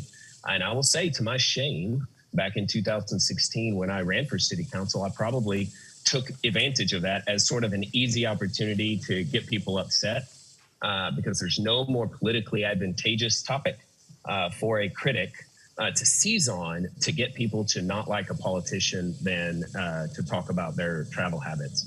And I was very conservative and joined with the conservative council at that time. And it wasn't until probably 6 months in that I started to realize that not only was my thinking, probably wrong, but it was also very detrimental to the long-term benefit of the city. And ultimately, it's because I found out in 2016 when I was elected that I didn't know anything. I had not served on a board or commission before. Of the 18 council members that I've served with, I think maybe 4 or 5 of them served on any board or commission or in any capacity for the city in terms of training prior to holding the seat, making those decisions. And I very much right away realized that, number one, yes, I know what my feelings and emotions and opinions are. I know what the feelings, emotions, and opinions of the public are, but I don't necessarily know what the right decision is for the city because I have not learned anything and only just have my base emotions to go on. So I decided, and I was told in 2017 when I decided to run for mayor, that if I pursued an agenda that allowed for the city to develop a culture of traveling, continuing education, and modest compensation so that they can have some security in the position, that it would definitely be a position met with, political opposition and ridicule. And I was correct. So this topic is not new. It was the primary topic in 2019 when there was an effort made for a recall petition. Many of the folks engaged in the online chatter now were engaged in 2019 at that time. And ultimately, it comes down to difference of opinion about the job. What makes a great council member? What makes a great mayor? But I traveled, and I can show you, here are my receipts, where I've gone, what I've done. The argument about the credit card, I believe in my bones, is a red herring, because what you will notice from 2018 to 2024, as I've gone and pursued and traveled, and other council members have gone out and traveled, met with other cities, met with retailers, and pursued ongoing education, is that we have developed more transparent policies. If you want to go to the budget and the records to try to figure out what my traveling was like in 2018, I'm giving it to you, and that makes it a lot easier to find out. But it'd be very difficult to find out what we were up to back in 2018, because we just did not have the policies in place. But over time, as the council started to adapt a culture of investing in themselves and investing in their ability to make long-term decisions, we started developing more transparent policies. It was not always easy, but the result is that we now have cost centers with council members, which is something I pursued. In years past, you could not know how council spent its money or who was spending money in which way, and that very much bothered me. And so I pursued cost centers. The credit card really ultimately comes down to a simple question, and that is who it should be responsible for fronting the money in a legitimate council expense scenario. And there is room for debate on that. We initially used a reimbursement method, but I found that oftentimes I was, for myself, having to do things like booking hotels and having to wait, putting on my personal card, having to wait as much as a month for the city to have to pay. Now, if you think that council members or myself should not be traveling to a conference or pursuing continuing education, then you probably think that that's a bad idea altogether. But if you have the opinion that we should invest and allow for a transparent and budgeted travel amount, then allowing for the city to pay for it up front and then posting those transactions every month as they occur, I think is probably more transparent than saying you should have to pay for it and we won't know until you submit for reimbursement. I just don't really think that that is appropriate or fair. So right now, the policy as it is in place is if you wish to travel, you have to make sure that you have a budgeted amount. You have to make sure that all of you keep all of your receipts and that you submit those receipts. In addition, there are itemized lists on the policy for what we can and cannot spend money on.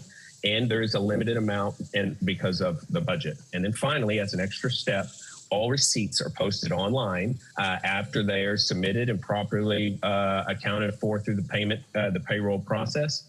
And when that happens, anyone can immediately see anywhere we eat, including Del Frisco's at a visioning workshop, where all of the members of the council, including one of the members who spoke in opposition to this, in the picture that was held up, she was there. We were all there participating in that. It's all very transparent.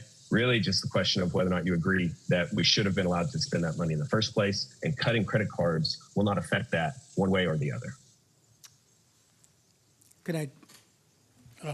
Councilmember Parsley? Thank you. I have a lot of things to chime in into this item, and I appreciate you bringing it because I think I spoke to you about this about 3 weeks ago. Yeah, we were going to work on it. Mm-hmm. So there's a lot to be said and a lot of research, that we can do to compare. First, I went into ask myself, what is the problem? Is it the cars that are the problem, or is it the budget that we all approve that is a problem? So going into several cities in Texas to see that have similar population than we do have. Like I went to Leander, population about 80K. They received no compensation. I couldn't find anything about their budget for council members. Cedar Park, 77,000 people, no compensation, but all expenses is incurred, and the performance of the officials are approved by the council.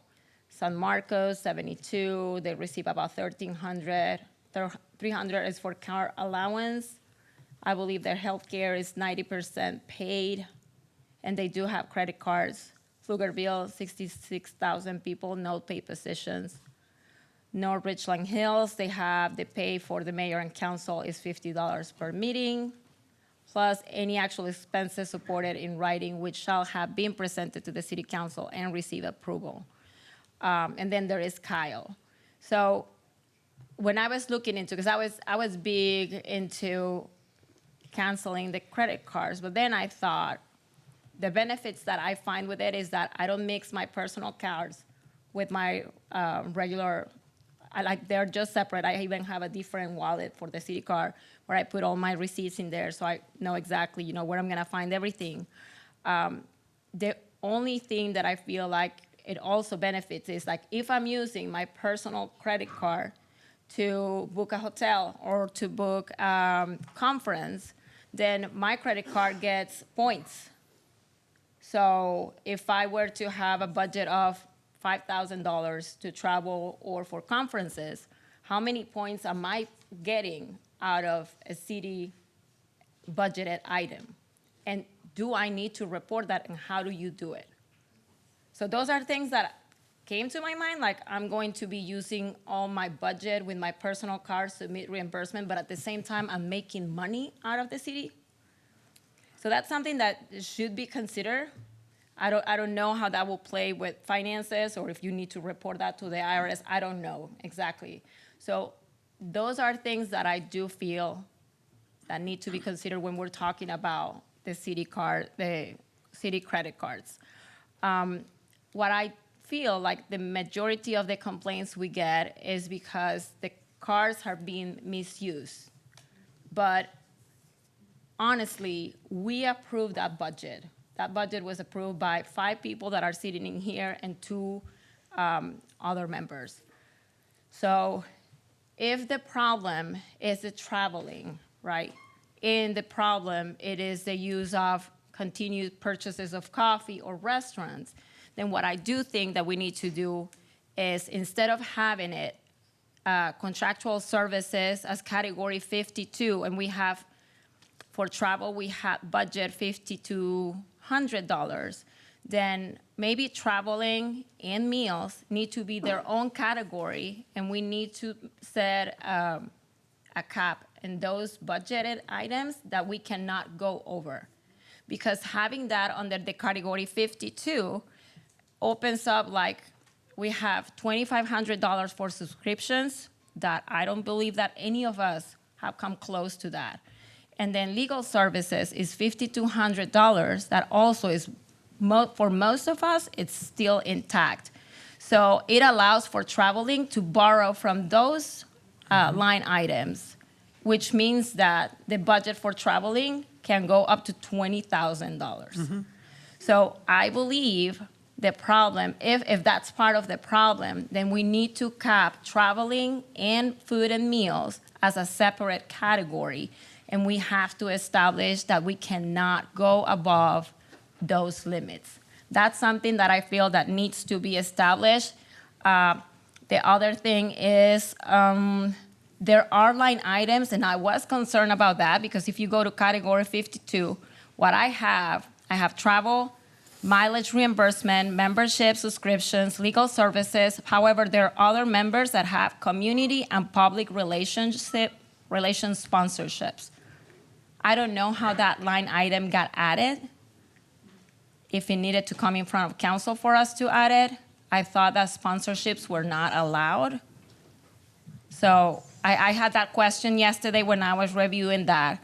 And then I know you have the hand up. Give me a second. Well, I have to call a point of order because the item is presented as credit cards being cut up, and we are talking compensation, line items, and budget, and all of that is outside the scope of the way. What is he trying to achieve? It says taking the cards away, but the budget will still be available, because he was addressing traveling with it. So Yeah, I had to make a motion. I have not made a motion yet. you don't.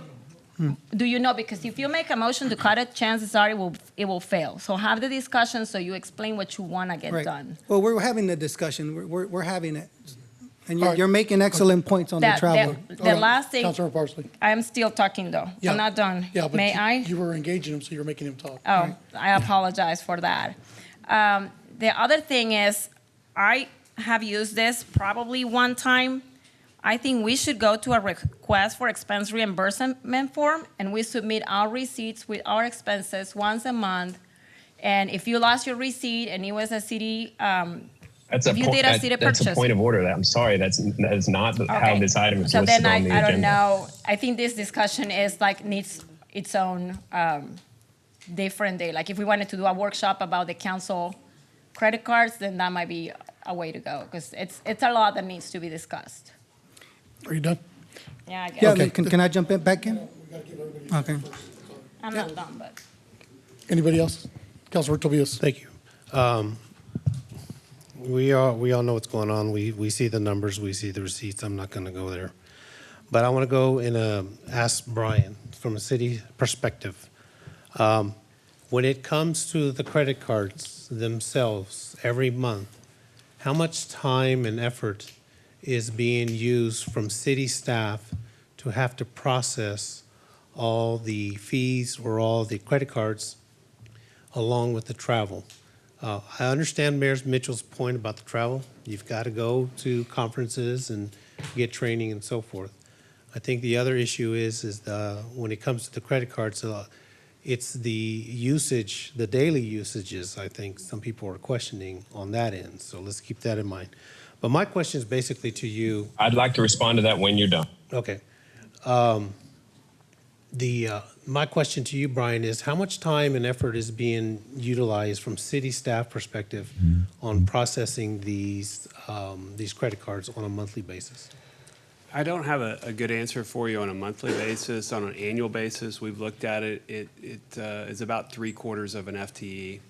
So that we're spending to keep up with the program. What would that be? I'm sorry. 75% of a position's cost. 75% of the actual position of the employee? Of an employee, yes, sir. Or the Yes, sir. employee. Right. So 75% of their time as an employee is just to process the credit cards monthly?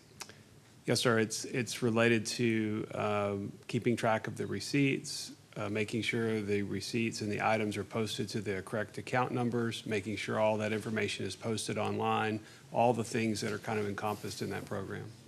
Okay. All right. Let me just jump back in. Anyone else? Yeah, I'll make it brief too. Yeah, and I do think maybe this needs to be another discussion, but I just wanted to bring it up to let the public understand. We do hear them, we see what's going on.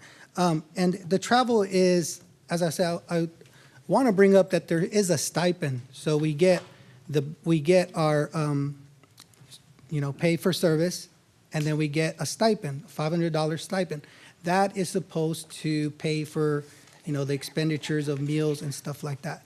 But it was never defined. But it's not really defined. No, But the I credit watched the card, meeting. what bothers me, what concerns me is that we have a line item for travel. So that's already in there, in the budget, plus the stipend. And then when you take more trips in the year to see, it's important to some council members to see more of these projects. So as they travel, they deplete that line item, but the credit card lets them replace it from the other line items, but you cannot do that in the stipend. So that's where my point is that let's just make that line item larger so that we don't increase our budgets every year, because some districts are using up more, which is giving us an inaccurate view of what do we really need, to do what we're supposed to do up here. A non-full-time position. What is it that we really need? How much is travel is necessary? And let's just put that in there so that we don't do any double dipping or anything like that. May I chime in into the stipend comment? Mayor Mitchell had his hand up first. Sorry. Mayor Mitchell? Yeah, so I'll just be brief on a couple of the points that were brought up. First was the comment by Councilor Tobias, which is well received, which has been the consistent criticism on the daily use of something like a lunch or coffee or something like that throughout the day. And so, for the record, the reason that has been something that I have put forward and submitted charged to the city as opposed to not. I don't always do that, But take, for example, I can give you a bunch of examples.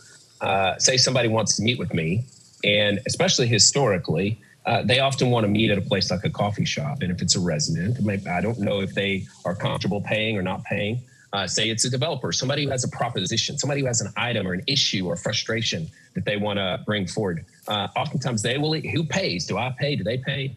I have found, I learned this lesson honestly from a journalist a while back who would not let me pay for a cup of coffee because they want to maintain a certain type of independence. Sometimes I pay for a cup of coffee in order to have a certain type of independence because I don't want to allow for, number one, somebody who's taking time out to interact with the mayor to have to come and spend money to do so because I've only had an office for about 9 months out of the 8 years. And also sometimes if I'm at a lunch and maybe it's a developer or someone who lives in town who's got an issue before the council that they want to talk to me about, and a lunch meal is often when people get breaks who are working. You're not just free to meet. You can meet in the morning over coffee, at lunch, or you can meet late over a meal. But oftentimes I don't want those people to, and they feel obliged oftentimes to want to pay for my food. And I think other council members probably experience that as well. I oftentimes find myself saying, actually, I'm going to put this on the city. I'm not buying it. You're not buying it. The city is. This is a mayor and constituent or mayor and applicant meeting. We're going to talk about this on its face so that you're not doing me a favor and I'm not doing you a favor. I found that to be very helpful, and it's something I've done now for about 6 years. So it's a pretty baked in policy for why the everyday.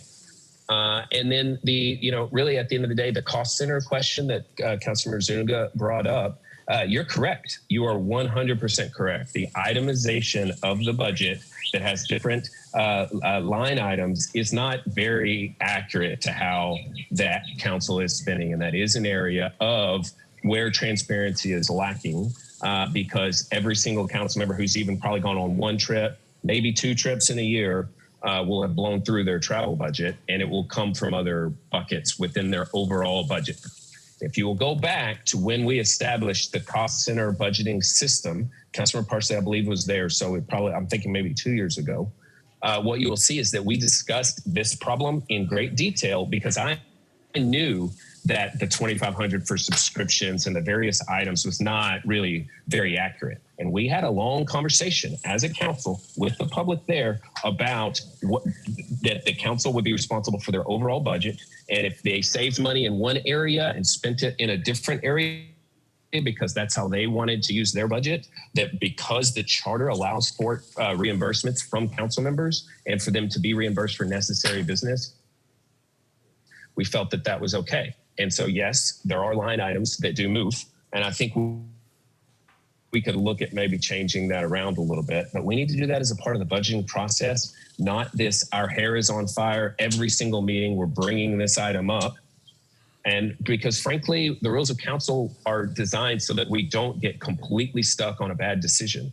You know, the council, that Mr. Robinson, I don't know if any of those guys are still there, but if they are, the commentary is not lost on me that they get to decide who they want to vote for, and that's how they take out their that's the ultimate consequences, whether or not we win or lose in an upcoming election. And that influences whether we're going to stay away from people who want to criticize or engage with them, whether we spend money or don't. But that's the ultimate accountability. We've agreed on a set of frameworks. We can improve it in the budgeting system, but we do not need to keep having these items come before council every meeting and continue to hash this out the way that we are. It's not productive, and we're letting the community down if we keep having hour after hour of discussion on this. Just chime back in. Yeah, I mean, I think there was unintended consequences of the credit card that even the Finance Review Committee did not intend or to see. And that's why we're having this, Mayor, because sometimes you have to talk about the problems that you see can occur so that we don't fall back into looking at an audit, spending so much time and energy on these receipts and open records. I mean, I want to put a close to that and to explain to our taxpayers that it's basically line items are being moved. It is in the budget, but it's necessarily also it's creating an incentive for some members to spend it all down. So I'd rather see something more accurate in those line items so that we have a better budget moving forward and we're not just blowing up district and imbalancing ourselves because we don't have these policies. I can give flowers to a developer using my credit card. There's nothing that would stop me. I could say that is a business meeting or that's something. So I want those things not to happen. It creates a bad look on our city, and we have to understand that from everyone's perspective, Mayor. May I add something now? Councilmember Parsley. Sorry. So I agree with Councilmember Zuniga in there. I remember asking Perez after 2022, and I went to watch the meeting again, and I watched it a couple of times. I don't know where we motioned to write the description of what the expense was for on the receipt. I always do it, but I don't know why it got removed.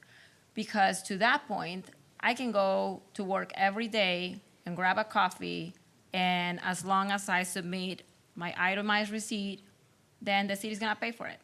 And I don't have to tell anyone if I'm like going to do council things or not, which I think is really wrong. Like that needs to be addressed. Whether somebody's going to write truthful statements or not, I don't know, but I do think that there needs to be some sort of description of this is why I'm spending this money, and then you write it in your receipt. The second thing is, in 2022 that we had the compensation committee meet, it was, if I recall, a recommendation from that committee that because we all were governing in a different way, that you may move from one line item to another if you were to need to do so. And because it was a trial and error thing, I think at this point we need to decide that maybe traveling and food needs to be their own pocket, and then we need to probably establish that those things cannot go above the amount that has been budgeted.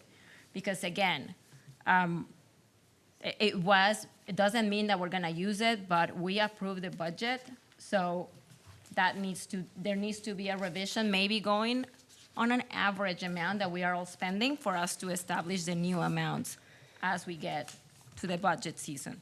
So those were more to comment. And the third thing is, when the stipend was brought forward, we never established what the stipend was for, which is basically we are increasing the salary, and for some may have been for coffee, for other ones may have been for a meal. So I would be opposed to do any sort of increase of stipend to get rid of the card, because we don't even know what everybody's gonna use the stipend for.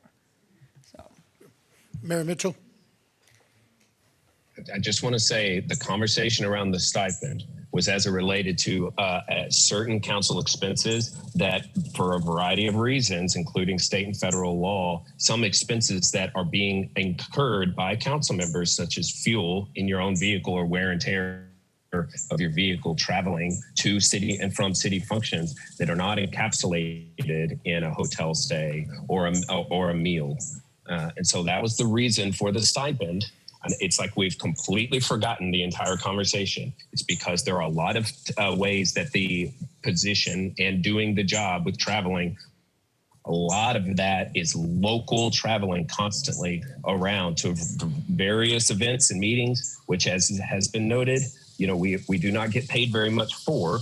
But the thinking was, we don't want to make the council members, we shouldn't make council members actually lose and not be able to be recuperating of their expenses when they're already not paid very much, but then also losing because they're constantly having to go around and put in those expenses in other ways that they can't get reimbursement for. So to try to take the $500 stipend and connect it to the fact that we still have reimbursables for food and travel is an error that is causing people to be confused when it was always set up very clearly. Anybody else? Okay. Councilmember Tobias. All right, I'll just end on this. I don't know how this is going to go, but I want the dais, council members, and the mayor to always just keep this in mind. Whether it's your district or not, every single, and we've been talking about this, approved items, the approved budget It's taxpayer dollars. It's their money. So we can go on and on about travel expenses. It's their money. We can go on about the credit card budget. It's their money. The stipend, so forth, it's their money. My money too, because I'm a pay taxes. I'm a taxpayer too, and you guys represent me as well. So we all represent each other. And I know it seems frustrating, Mayor, that you're hearing me say this. I can see it. But we have to go back to the root of it all, okay? We have to go to the root. I'm just saying we all know that. Yeah, right? I know. We know that too. So the most powerful and most vulnerable and sacred elements to any relationship, whether it's with coworkers or with elected officials to the residents or whoever it is, guys, it's trust. And that's what we've got to continue to establish to the residents, that they have to trust us, okay? They have to trust us when we use these credit cards. Do we need to travel? Yes, we do. I go to TML. And have I used my card before? Yes. And Mayor Mitchell, have we gone out to lunch before? Yes, we have. Okay? I'm not denying that. I'm not denying that I haven't used the card before. But it's being responsible. And I think the whole issue is for us as council members moving forward from today to be more responsible and be more lucrative and be more aware of what we're spending on. So that way, again, like you said, Mayor, we've had these conversations over and over again. I'm sure you're tired of it. So that's all I ask, is that we just, council members, going forward, we use discretion as much as we can and just move forward. I can't see y'all to know if there's anyone else to speak. So I do ahead, think Mayor. the actionable item from this, which I do appreciate, not that it was being brought up because of the folks that are, but I do appreciate the conversation, because what Councilmember Parsley and Councilmember Zuniga are saying is correct. There are some ways we can be more transparent about our process. Cutting up the credit card does not change the transparency, but tweaking our cost centers to make sure that when we say this is how much is budgeted for travel and expenses per council member, we should stick to that. I think that is more transparent and a good sort of compromise. But we can do that as a part of the budgeting process, which is literally the next. It's like a meeting after next. It doesn't have to be the front hour-long conversation of a council meeting. I agree with you. And I think that it'd be fair that all seven of us would come up with different ways moving forward on how we can better this process. That's the way I look at it. Thank you, sir. Okay, nobody else, I'll weigh in real quick. Look, I remember when I first hit the dais, we would turn in receipts. Usually took us a month. I remember waiting a month. I didn't realize it took a month to get a receipt back to get compensated for whatever expenditure I had. Right off the bat, you're going to travel. Look, anyone that says that they're going to run for this position and not travel, they got another thing coming. I mean, I remember my very first month on council, I had to go take TML training. It's mandatory. So I had to go to Georgetown. I remember I put it down on Facebook. I was proud that I was doing my job. I'm getting the training, and somebody wrote down, on the city's dime. And my response was like, wow, I am here on the city's dime. I'm here for the city's dime. I'm here getting training for the city's dime. And my response was, I paid for my gas and I took vacation time from my real job to be here, and I'm not getting compensated for it. And she said, thank you for your service, is what she said. I always remember that because I didn't know how I was going to answer that. I mean, it took me forever to answer that because I was like, I am sitting here, and I'm sitting here on the city dime, staying in a hotel, doing mandatory training that the state makes me take. And so I was like, so right off the bat, you're going to travel. I mean, no one can say you're not. We have a lot of conferences we go. A lot of us sit on a lot of boards. I sit on quite a few boards representing the city of Kyle. I don't turn in gas receipts, and the reason why is that if I turn in a gas receipt for $30, that gas receipt will now, as a taxpayer, cost me probably about $90 because it has to go through staff. They have to do a stipend on it and mileage, so I just eat it. It's cheaper for me as a council member to eat the gas, put it out of my own pocket, than to turn in a receipt. And that's me being a good steward, our tax dollars for myself as well. So I just pay for my own gas. I come in from Austin for my job to meet, have meetings here at the city hall, and I just put for gas out of my own pocket. So it's one of the things I do. My credit card, I've been always very conscious about my credit card. I don't go crazy. You can go back and look at a lot of my expenditures. I'm very conscious about the credit card as well. Travel, I'm limited on travel because of my real job. I only have so many weeks of vacation per year, so I've got to make sure that I don't exceed those, because then I'm not getting paid for those days. So, but I think that there is room for improvement. But the best part of our credit cards is that it's transparent. It's put on the city website. So the residents hold us accountable. When we have purchases on there that don't align with the values they believe in, then it's transparent. It's on there. So I don't know what else, but I think that Councilmember Zuniga did make a good point on the travel. Making sure that we're not pulling from different funds is important, and being more efficient. But the final thing is that everybody should be afforded the right to run for office. Not just people that can afford it or can afford to travel or to move. Everybody should be able to run for office, no matter what their economic class is. You know, the city picks up their travel, and that's good, because if somebody that doesn't have the means wouldn't be able to run for office, honestly, just think about that for a minute. I was sitting here thinking about all the conversations. I kept thinking about it. Okay, so we do away with the credit cards, and now somebody's paying out of the pocket. What if somebody runs for the dais that doesn't have the means to do that and can't travel? I mean, are we saying that people that can't afford to be on the dais can't run for office? I mean, this should be an office that everybody gets to run for. Everybody should have an opportunity. Everybody should have an opportunity to serve. And I don't know if everybody's going to agree with that, but I think everybody deserves an opportunity to serve on this dais. I know I don't want to do this job forever. It's a lot of work. The reward's not always great. And look, I'll tell you, the amount of hate you get is crazy. I mean, I'm glad that when I go to sleep at night, there's only one person I answer to. As long as that person, when I'm praying to him, knows that I did everything right, I'm good. And I know I'm on a soapbox now, but, you know, I work really, really, really hard to do what's right here. I worked in the community for 30 years before I ran for office. I served in this community for 30 years before I ran for office. How much service does everybody else have? I gave to the community all I had and then ran for office. So I do what's right, and that's all I want to do. I think the rest of my council members, to an extent, try to do what's right, but the beauty is that it's transparent. It's there. So, Mayor Mitchell. I'd like to make a motion to we already have a continue motion. forward. We already have a motion on the floor. Yeah, it's my agenda item. With our current. I didn't make a motion yet. All right, sorry. You Mayor can amend Mitchell. my motion. No, but- you don't have a motion. So I'm it's sorry. I I have duly recognized Yes. and I have the floor. You have the do floor, not get the Mayor right Mitchell. to make a motion I just because it's protest your in own. that this was my agenda item. Mayor Mitchell, Doesn't you mean have you the get to floor. make the motions. You have the floor, Mayor Mitchell. All right. I'd like to make a motion to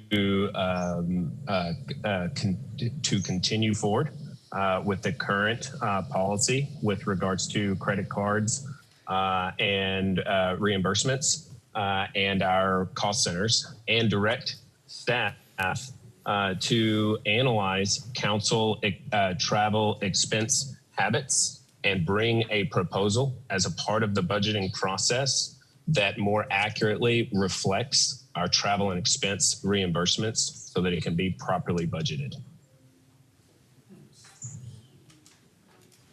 Second. We have a motion by Mayor Mitchell, a second by Dr. Harris. Any discussion? Yes. So does that mean that if staff brings back to us a proposal for traveling, are we going to continue with the credit cards? Or is there a possibility for us, when that discussion comes back, to maybe go into doing a request for like expense reimbursement procedure and use, in these cases, a form in order to get reimbursed using your personal cards?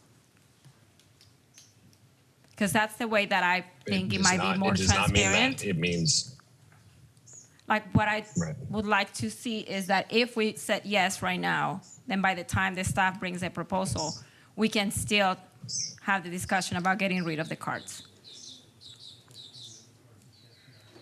No, we're bringing it back during budget. No, we during the cannot. budget. And those who vote against it will not be able to bring it back for 12 months. So this is I'm asking for us to take actions on the credit card policy and allow for our vote to stand. And then for us to move on after having made that decision, knowing that the decision was made, and then we can move forward with the budgeting process. But no, the motion is very clearly to continue forward with the credit card policy that allows for us to continue with our purchase cards and follow the reimbursement process outlined. So if you vote yes, we're going to continue forward, but the way we're going to pursue transparency is to adjust our budget, which is literally 2 meetings away, to make sure that those line items are more transparent. Councilmember Tobias. All right, one last question on that. Next year, we bring the compensation committee to form. So are we saying by this vote that you're proposing that this is off the table for their discussions when it comes to our compensation? Is that what you're saying? No. It's just moving forward. So they do not, they're not bound by the rules of council. We are. Okay. They can make any recommendation. Okay. Councilmember Zuniga? Yeah, no, I wanted to make a comment that what I wanted to do was to establish a citizen financial review committee and get a better critical analysis of our credit card policy as it speaks to per diem, valet parking, upgrades, and tipping. So a lot of these, It's not on the agenda. that was the Point of order. I agree. No, it's out of order. Hey, Pro Tem, please sustain. The mayor was out of order too. No, sorry. All right. Sorry. I'd like to call the question. No, a point of order can be called. You need to read the rules of council. Yep. A point of order may be called when someone is speaking out of order. You do not have to be recognized to do so. Nobody said that they were against it, Mayor. All right, all those, we've got a motion and a second. All those in favor say aye. Aye. Nay. Oh, sorry. motion? Yes. Mayor's motion. Aye. All those opposed? Nay. Nay. Motion passes 4-3. No. What the heck was the motion? Oh, yeah. 2 and 3 said no. Yeah, 4-3. 4-3? Yeah, 4-3. Sorry. All right, thank you.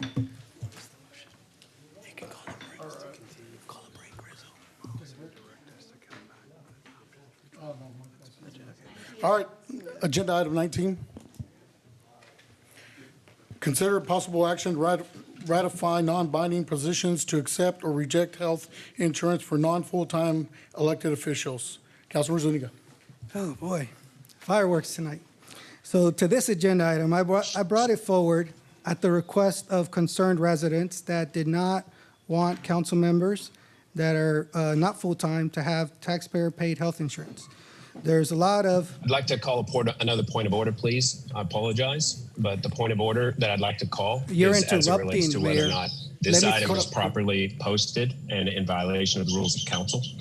The rules of council state that if the council takes an action with regards to something as insurance, that those who voted on the failing side cannot bring that item back and discuss it for a period of either 6 months or 12 months. Since the vote to deal with the insurance has been taken place, that item has not been, that amount of time is not properly passed.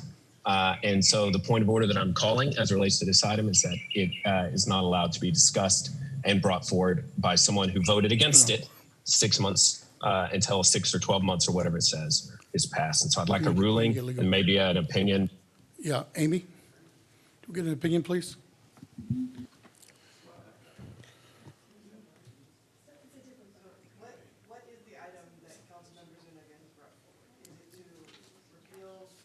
No, not to. The item is to bring a non-binding proposition on the November ballot to allow the charter's rules of democracy to allow the voters to decide to accept or reject council member paid health insurance for non-full-time members. So the voters get to decide on the ballot. The rules of council state that it's non-binding. You cannot, a council member, if they are not on the prevailing side of a vote with regards to insurance, if they cannot bring an item back or one of similar nature to try to undo the vote that was taken place. By my reading, this is the exact reason that such an item is put forward and voted and adopted by the city council. Amy, please. Can you give me a minute to read the rules of council? Okay. sounds good. Can we take a break? No, we're gonna. So she can get that information and then we go We'll back? give her a few minutes.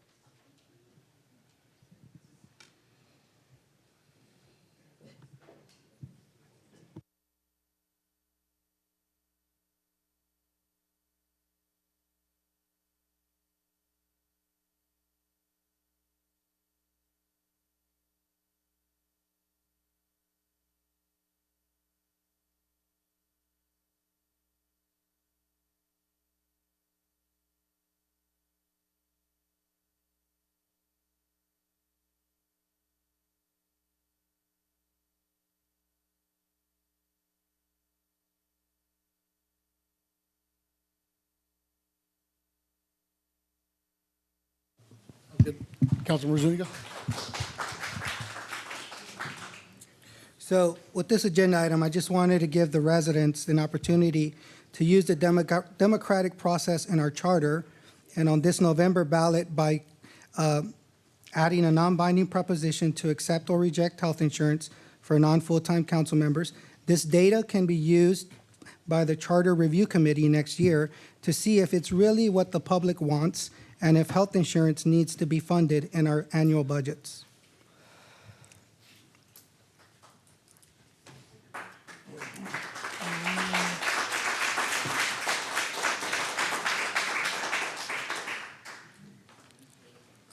So we have to vote on it. Could you explain a little bit more how the process would look like, Amy? Sure. Our city charter does allow for a non-binding referendum that we can place on the ballot if we wish to do so. It is non-binding, which means that whether it passes or not, it does not require action by council. It's really kind of to gauge the community and understand, if we're doing something that they like or don't like and decide.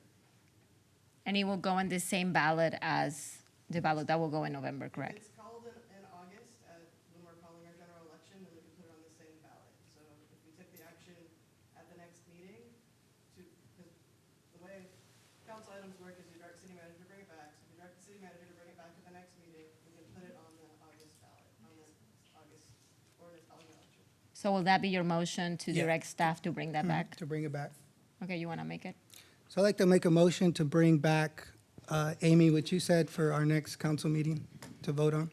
That's a motion directing the city manager to bring back an item, adding a non-binding referendum regarding council health insurance on the general election in November.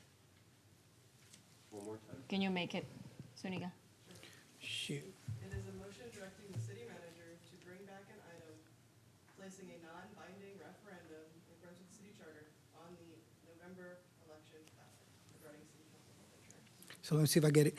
I'd like to make a motion to bring back, to direct the city manager to bring back an agenda item to place a non-binding proposition on this November's ballot Regarding the health insurance. regarding the council member health insurance. Second.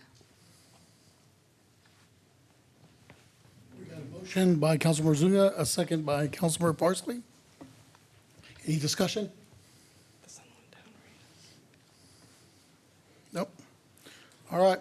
All those in favor say aye. Aye. All those opposed? No. Motion passes 4-3. Who voted yes?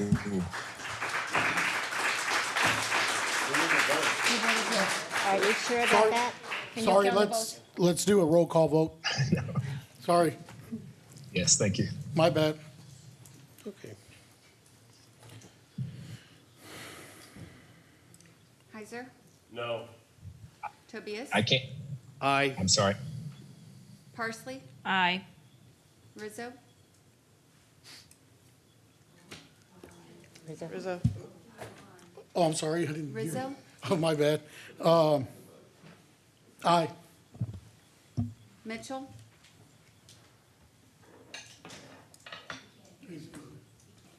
Nay. Wow. Harris, Nay. Zuniga. Yes.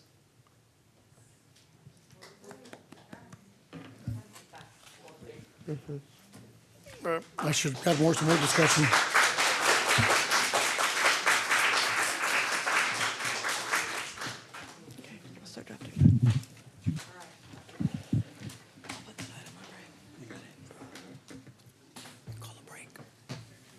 This time we'll call a break. And Brian, just to be clear, this is just to bring something back. We're still have to vote on the item itself one more time, correct? That's correct. Yes, sir. I'll be bringing back an item, and then you'll have that vote. Okay, sounds good. That way everybody understands that here. All right, thank you. I mean, we spent 2 hours and we haven't done any city business. All right, quick break. Let's take a 5-minute break.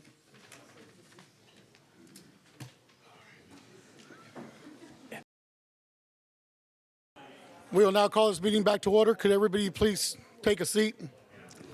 We're good, man. We're good, Mama. Just one item. All right. We now have considered staff reports, number 23. Item number 23, please. Receive a report, hold a discussion, provide staff direction on the tax increment refinance zone, opportunities to expand current tourist District 3 and 4 to support roadway infrastructure. Presenter Amber Smith. Sorry, it's been a long night. No worries. It's Sorry. a tough one. Good evening, Mayor, Mayor Pro Tem, and Council. I'm here. Oh, this is the wrong presentation. I can't remember who pulled this. I was going to write it down. Who pulled this one? Agenda item 23? I did. Oh, It's Councilor about the Zuniga. TERS 3, TERS 4? It's, yeah, TERS 3 and 4. There we go. Okay, exciting projects before you tonight. We are going to talk to you about expansion of TERS districts, so that way we can build 2 critical road projects, one on the west side and one on the east side. So first of all, TERS 3, it's on the west side of Kyle. You can see the road that we're going to talk about is the FM 110 bypass. It's the road there colored in yellow. It is a $70 million project, 6.8 miles. It will connect from 150 all the way down to Yarrington Road. And then we've got South Goforth Road, within TERS number 4. It's colored in purple. It is $75 million and 3.1 miles, the section in purple there. You can see the section in green that connects to 158. It's already under construction, and so then it would go all the way up to BB. And so these two roads combined together, they provide critical north-south movement that we don't currently have in the city, and then east-west connectivity through the Yarrington Road connection, essentially looping our city. The other roads indicated on the map are the ones that we currently have within the road mod program, so it just shows the work that we're doing here at the city to get connectivity, movement, and improve the road infrastructure here in Kyle.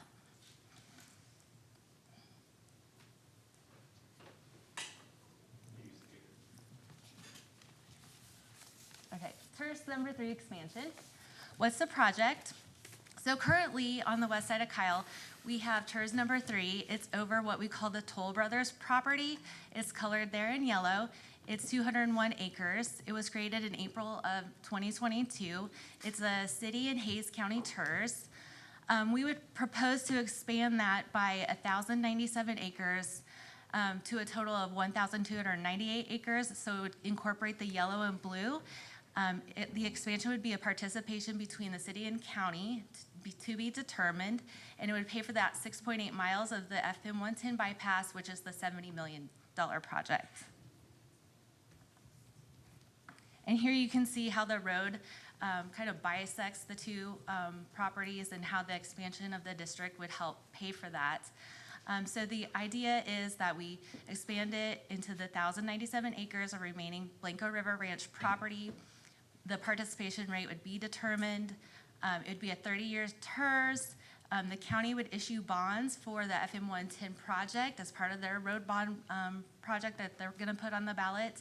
And then a portion of the TERS 3 revenues would be dedicated for county debt service. So we would help accelerate the construction of the road, get it done faster, and it would be a city-county participation.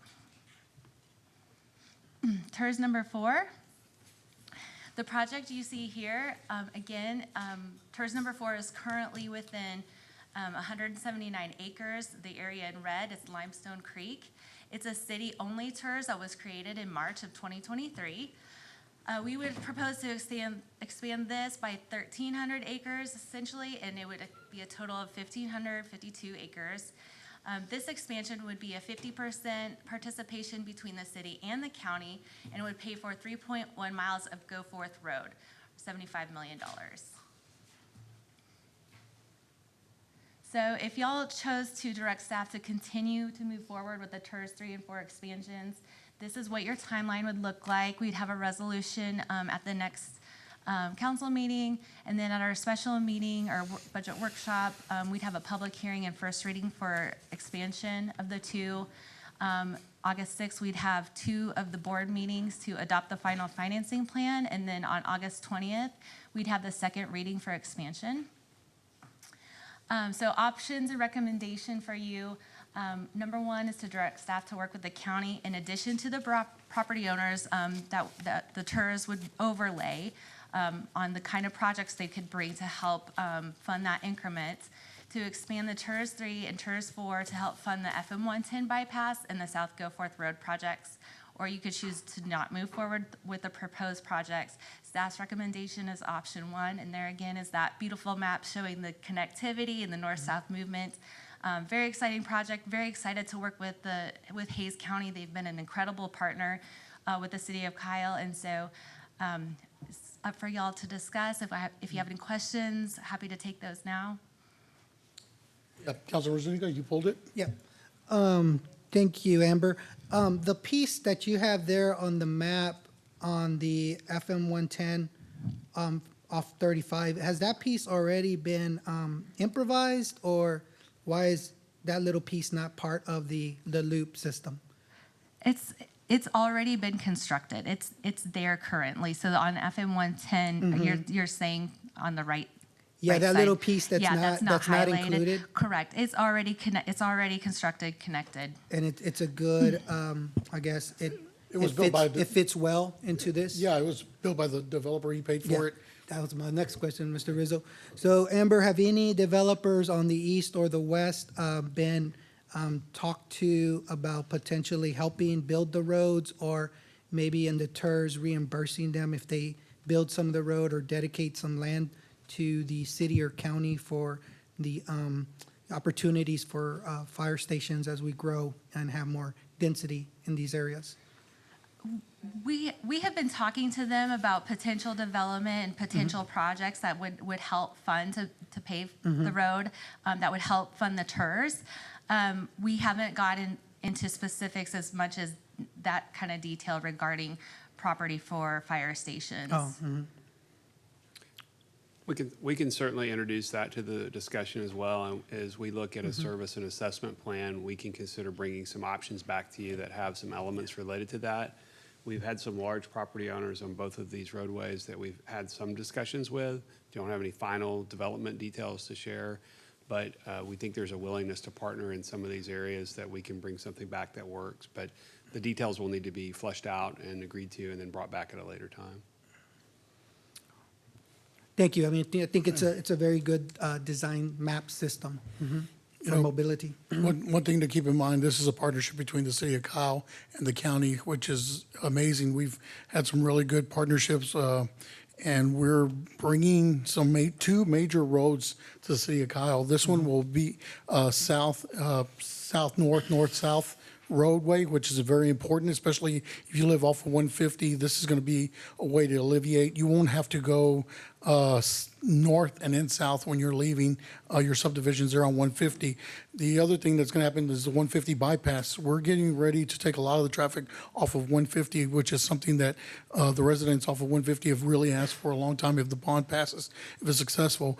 But to have this partnership with the county and the county to put this type of investment in the city of Kyle, definitely need to thank our county elected officials for taking this bold step forward and wanting to fund two really big projects in the city of Kyle. I think it's really, really important to recognize the county on this. It's been a great partnership, and I think that if it moves forward, we're going to do something really great in our city, and that's really alleviate some of our congestion. Yes, sir. Well said. All right. Motions? I'd like to make a motion to approve agenda item, was this 23? 23, with option 1, right? Second. We have a motion by Councilmember Zuniga, a second by Mayor Pro Tem Robert Rizzo. All those in favor say aye. Aye. Aye. All those opposed? Motion passes Thank you. 5-0. Is the mayor not on? All right. I did vote. Oh, sorry. But I've been gone, so you probably weren't looking. I apologize. I voted yes. Okay. 5-0. We still pass. We're good. All right. Moving on. Consent agenda, order of the meeting now. Any other items? I guess that's the only item you want to pull? Or is there any items that I anybody was wants to going to pull? sorry. The bond defeasance, which one was that? Number? I don't know. You got to tell me. Perez, which one is that? Number 7? Like to No, pull 6. agenda item 7. Okay. And number 6? No, I'm sorry. No, Oh. I'd just like to make a comment on 3, if you don't mind. Okay. All right. So we'll now open up. So any motions? Well, I also wanted just to ask a question about K-Freeze 12 and 13, so we can approve the rest of the consent agenda items. All right. I'd like to make a motion to approve consent agenda items 4, 5, 6, 8, 9, 10, 11, and 14. Second. All right, got a motion by Mayor Pro Tem, second by Councilmember Zuniga. All those in favor say aye. Aye. Aye. All those opposed? Motion passes 6-0. All right, consent agenda number 3. Consider approval of contract in the amount of $499,849.47 with Viking Construction for microsurfacing services, which was procured via the city's interlocal agreement with Grand Prairie. Item presenter is Rosie Trulove.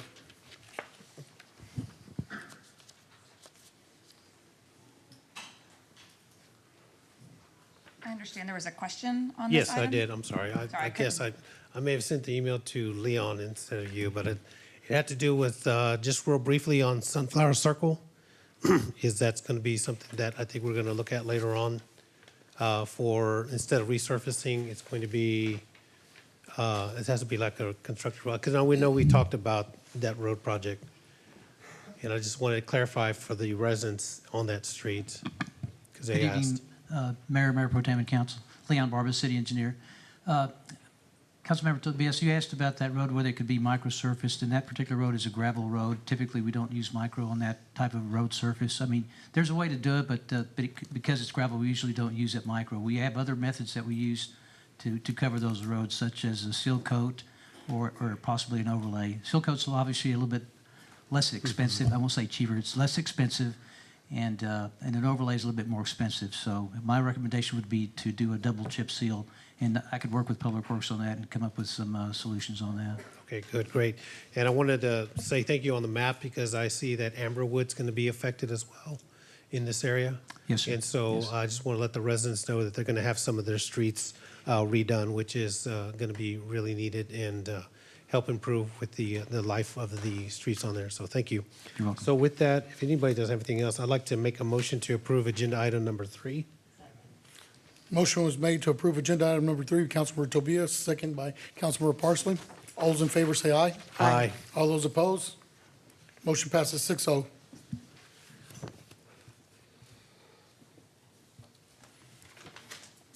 All right.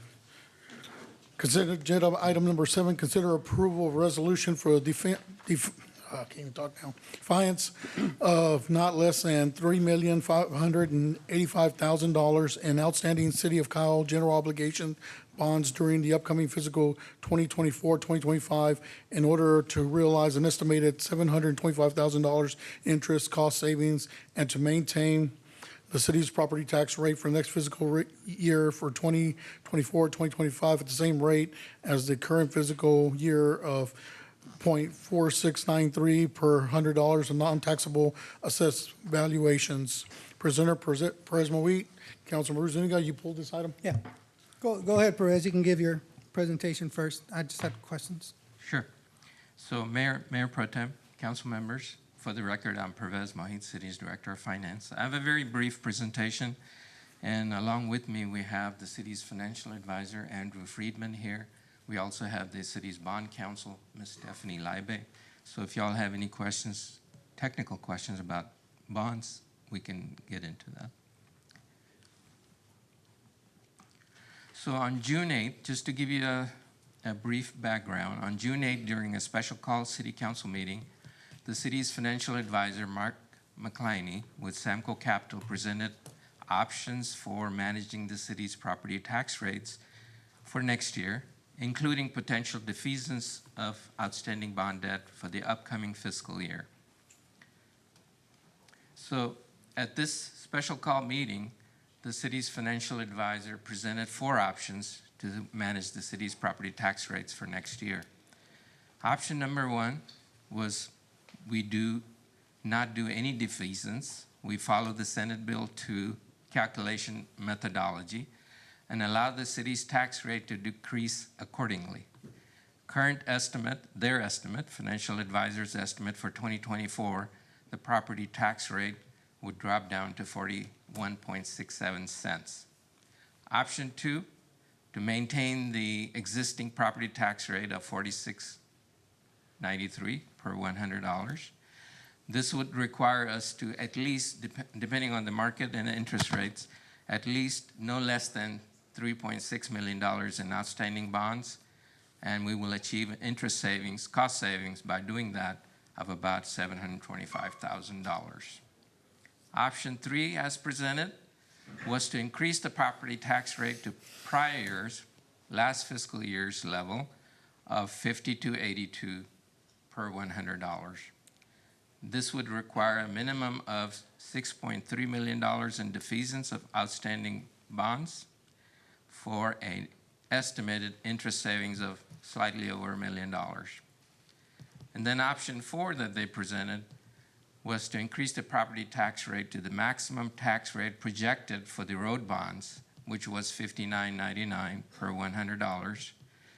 This would require a defeasance of approximately $12.7 million in outstanding bonds, and would also generate interest savings of slightly over $2 million.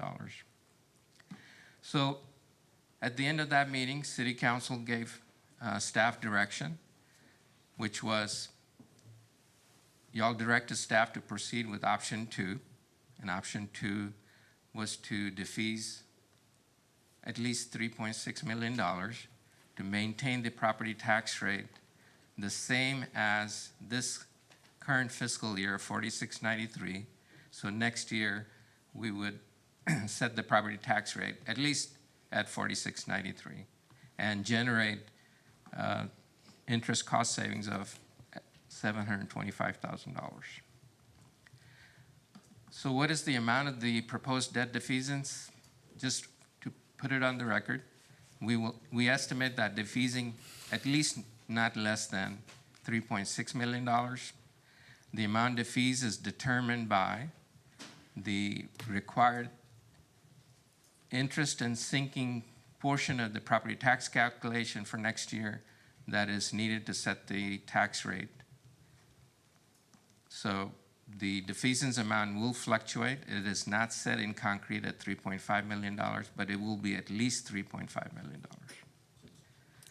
What is the source of funds for the debt defeasance? Next year's interest and sinking portion of the tax rate will generate enough dollars to do this defeasance.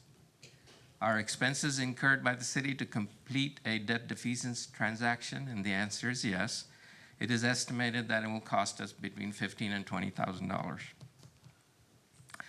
So options for City Council tonight. You have the option to approve the resolution before you based on direction given to staff on June 8th. Option 2, you do not approve the resolution for debt defeasance. And option 3 could be anything else that y'all might want to do. So next steps. If council adopts the defeasance resolution tonight, the defeased bonds will be included in the calculation of debt service for the upcoming fiscal year, and the city's property tax rate will be set to provide sufficient funds to be generated from the property tax rate to pay for the existing debt service and the defeased bonds.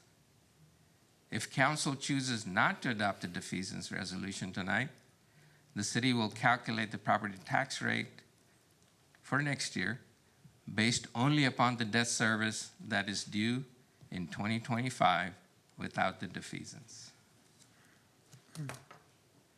So that concludes my presentation, Council.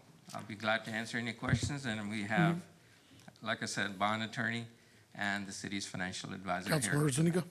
Yeah, Perez, so just to make sure that I wouldn't like to see us, where in the future it's not beneficial. Where I was looking at some other ways to do defeasance, and they seem to be done when the interest rates are falling. So right now we have higher interest rates. So how do we know that by doing this, it's not going to impact us when these interest rates are high right now? So the defeasance basically is going to prepay the bonds that are outstanding. So we will pay off early bonds that are callable up to 3.7 million, whatever it takes. Right, but when we take new bonds, we're going to take them at a higher interest rate. Is that correct? When we issue new debt for road bonds, whatever the market rate is at that time, we would issue at that rate. We're not refinancing the defeasance portion. Okay. So those bonds are gone. We're just moving some off to get more. No, we're paying some off early to save money. I know Mr. Friedman was going to have a comment too, but this is about, one of the key points that I think we tried to illustrate on June 8th was trying to minimize the fluctuation of the tax rate. And the rate will naturally fall if we have not issued all the bonds yet that we're planning to do for the road bond package as an example. So it will naturally fall. and that would require then a much larger increase back on the tax rate when those bonds are issued. So part of the reason that you want to do this is to minimize the tax rate fluctuation, and the second reason is that as you prepay debt early, like your own mortgage that you may have at home, when you prepay that mortgage or prepay those bonds, you save on the interest costs that you would have otherwise paid. So I may have said some things you were going to say, but I'll give you a chance to chime in as well. Both excellent answers. For the record, Andrew Friedman with Samco Capital Markets, financial advisor to the city. The debt defeasance, the bonds that we're taking out bear an interest rate, and it fluctuates between 4.5% and 5%, depending on how many maturities we're able to take. But they're being paid off with cash. So the relative interest rate environment, these bonds will be from 2013. Interest rates were higher then than they are now. So there's an interest cost, an interest savings that this presentation and Pervez pointed out in excess of $700,000 is set in stone because we're not refinancing it with rates that are not known in the future. We're refinancing them or paying them off entirely with cash on hand. So we're just removing those bonds from our books at whatever interest rate they are. And then to Brian's point, we're freeing up that capacity for new debt for the road bonds that are already authorized by the voters. It'll be layered in over time. It allows us to minimize any fluctuation in the property tax rate over time as we take those debts on. But I thought, it was my understanding this was for bond capacity for our new bonds. Correct. Coming up. So Not for road bonds. Well, for the road bonds that we have authorized for any debt that may come on in the future paid for from the INS tax rate. By removing those bonds, that's debt service that goes away entirely. So if that's to the tune of $150,000 or $250,000 a year, that's $250,000 in new debt payments that could be added on without impacting the city's tax rate. So is there anything going into the security of the escrow that is in the agreement in the back end that says there's an escrowed agent, All of that some language security is- that's going to get paid with the These full bonds are- balance and the interest? These bonds are currently callable, meaning that when we act on the defeasance, we'll give the bondholders the required 30 or 45-day notice. So we'll be using cash. There won't be any escrow securities. It'll be cash that the city wires in to pay off those bonds, and then they'll be immediately taken out. So there won't be any securities bought for the escrow. So there's no reinvestment risk of this defeasance? No, sir. Because that's the term I hear, the reinvestment risk, that now wherever you put it doesn't generate enough to pay that defeased amount. So that's the reinvestment risk. If that were the case, we would be able to buy securities that guarantee that rate of return to pay off those bonds when they were callable. But that's not the case here because they are currently callable. They'll be paid off nearly immediately. Like an advance refunding is what you're probably Yeah, I see where other cities have done it to Right. save, but this is cash. but they If we didn't have bonds that were callable Right. right now, we would be taking out in advance, refunding them essentially, and we would be having to buy securities, but that isn't the case here. But you are correct, were that the case. yeah, I was aware that they have to be the callable bonds per design. So those were my questions. I just wanted to make sure that we were not accruing larger debt if these were called into defeasance. These would go away, off the books. We're paying off debt. That's my question. Mr. Rizzo, Mayor Pro Tem, I'd like to make a motion to approve Agenda Item 7.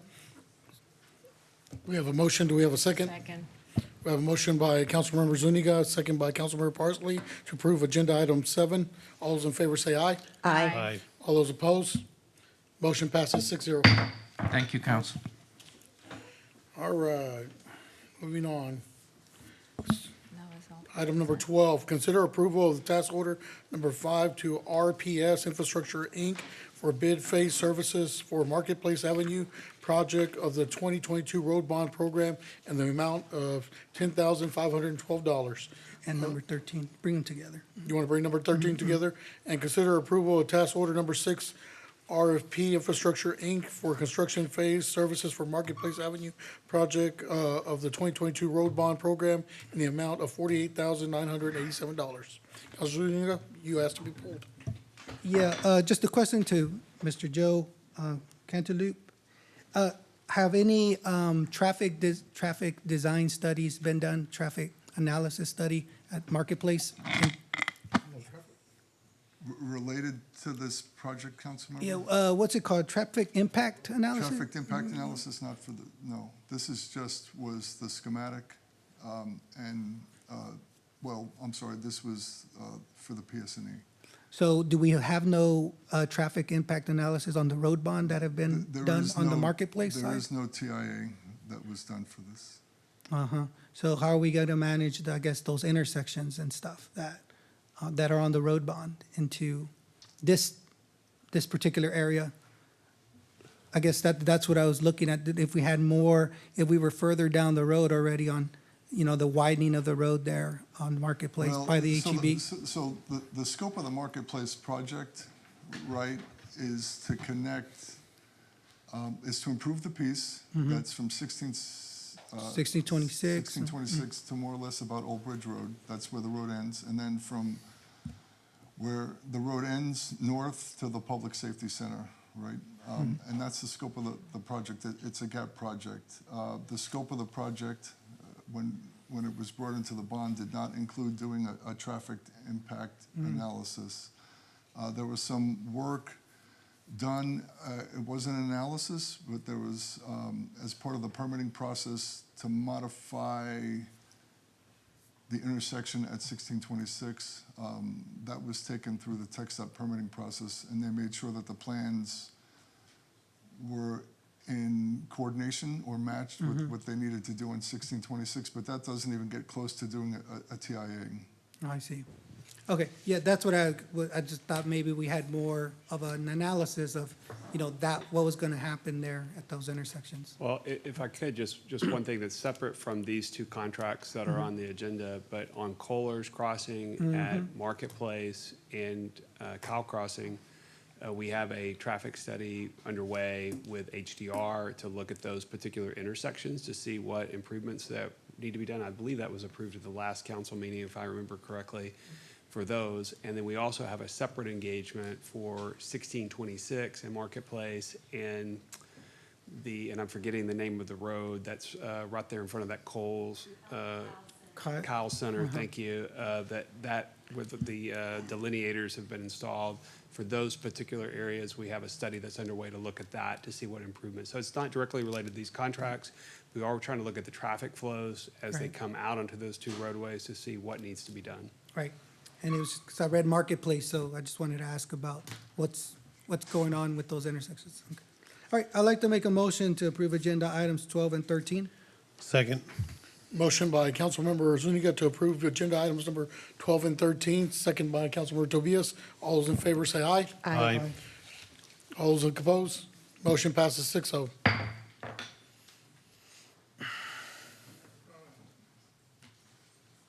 Consider possible action, agenda item number 15, consider approval of an ordinance amending Chapter 53 zoning of the Code of the Ordinance to rezone approximately .89 acres of land from RS to retail services,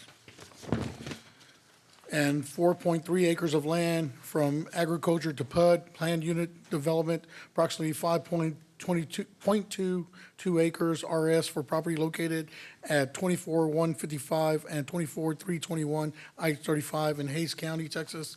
Kyle Rancher, Alino Enterprises. This item has a public hearing. Do we want to open up the public hearing before we read the presentation? Okay, at this time, we'll open up the public hearing. Anyone wishing to speak on this item, please come forward. Seeing none, we will now close our public hearing. Presenter is Will Atkins. Thank you, Mayor Pro Tem. Will Atkinson for the record, Director of Planning. So before you, we have petition number Z-23-0115, referred to as the Post Road Planned Unit Development. As stated, this is combined a 5.22 acre site at the intersection of the northbound IH-35 frontage road and East Post Road. It is sited between I-35 and the Quail Ridge neighborhood, about 0.8 miles north of Yarrington Road. And the purpose, the overriding purpose of this planned unit development is to allow a gas station on site so they can preserve the existing massive 58-inch live oak tree that's in super great condition. the existing approved site plan from 2013 had a parking and building area within the root canopy, and if it was allowed to move forward to be constructed in this main area, it would very likely kill the tree and they'd have to remove it. That was pre-tree protection ordinance. So the image on the upper left-hand corner is the combined, with the red triangle, is the 0.89 acres and the little sliver in the bottom, and then the remainder 4.33. And then the PUD is going to be the area in the pink. So this is the existing site plan. As you can see, as stated, the green bubble there, that is the site of the tree. The area in red is the existing approved buildings, and then you can see the gray area as parking. So there's no way the tree would be able to be preserved. And because we have the new ordinance, 1196, which limits new gas stations within, it says a half-mile radius of other existing ones by property line to property line, that you can't have essentially any new gas stations within a mile of each other. So there's a picture of the 58-inch live oak tree. It is very beautiful, and we want to help preserve it. And then right here you have an image of the map showing other entitled sites in green where one could put a gas station right now.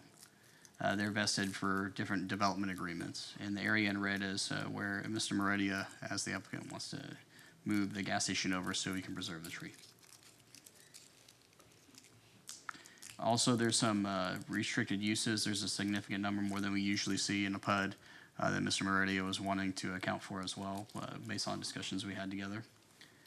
And the gas station on the left, the image on the left is what would fit into where over on the right side of where the green circle is. So you can see a general land plan where they're going to put the new gas station.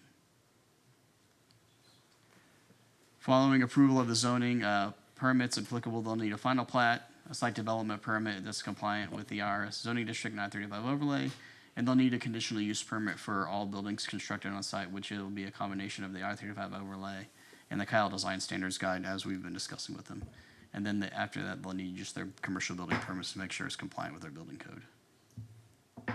And the last option, the Planning and Zoning Commission last week voted 5-0 to recommend approval as presented.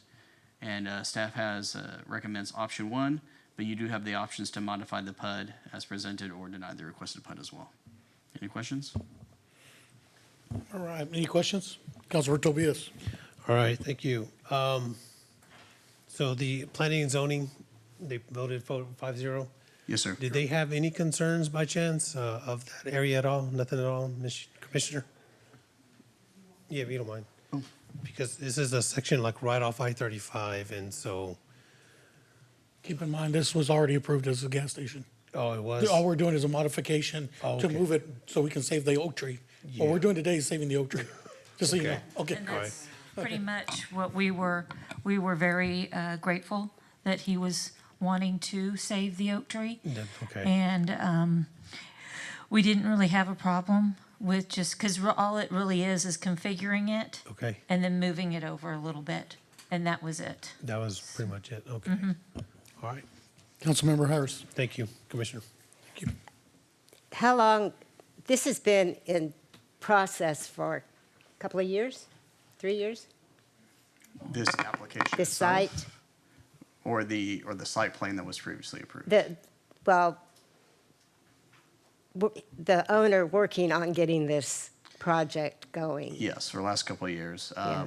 Last year, we brought it to council at one point for their consideration and kind of given a nod to move forward with it, primarily because of the tree.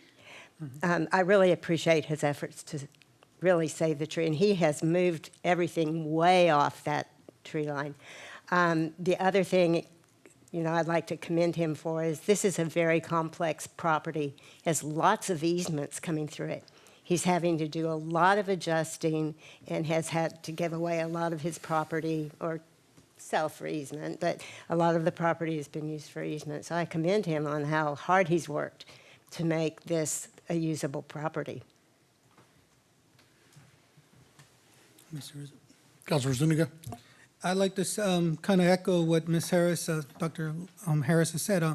Mr. Loudon, you did an excellent job in improving the standards of this gas station and taking everything into consideration. He could have by right chopped down that tree 10 years ago, and he built the gas station on the original designs, but he moved his designs over to save that tree, and that's something remarkable that not everybody will do that. And it's a very nice property. I think it's really going to help the community as you're driving into it. You do have some challenges with the infrastructure around you, but I think it's a good location. It's going to be very visible, and from what I've seen, you went beyond those overlay standards on I-35 there, sir. Yeah, thank you on that, because we've seen development on Roland Lane where they just mowed down all of those oak trees. And for you to be considerate of that area, it just puts it as a very nice gem that you leave that there. And that could be something that, as a landmark later on for your property. So thank you for that. Like to make a discussion? Okay. Yeah, I just want to say thank you. Looking forward to all the charging stations that are going in there as well. It's a great site plan. I echo what my fellow council member has done. Thank you for preserving a very beautiful oak tree. The great thing is that a study on it was done. It's a really good oak tree, so it's going to last for a long time. I'm excited. It's probably 500 years old. Oh, that's crazy. But yeah, definitely. But no, I'm excited for everything that's coming into that area. But the charging station is something that we really are lacking in our city. For you to put in some more charging stations for EV is important. So thank you. And with that, I'd like to make a motion to approve agenda item 15. Second. Okay, the motion was made by Mayor Pro Tem Robert Rizzo, second by Councilmember Harris, and all those in favor say aye. Aye. All those opposed, motion passes 6-0.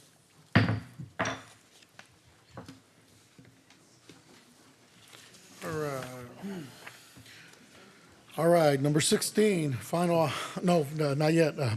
Number 16, first reading, consider approval and ordinance and amending chapter 53 of the zoning of the Code of Ordinance to rezone approximately 0.762 acres of land from agriculture to RS services for property located at 1105 East FM 150 in Hays County, Texas.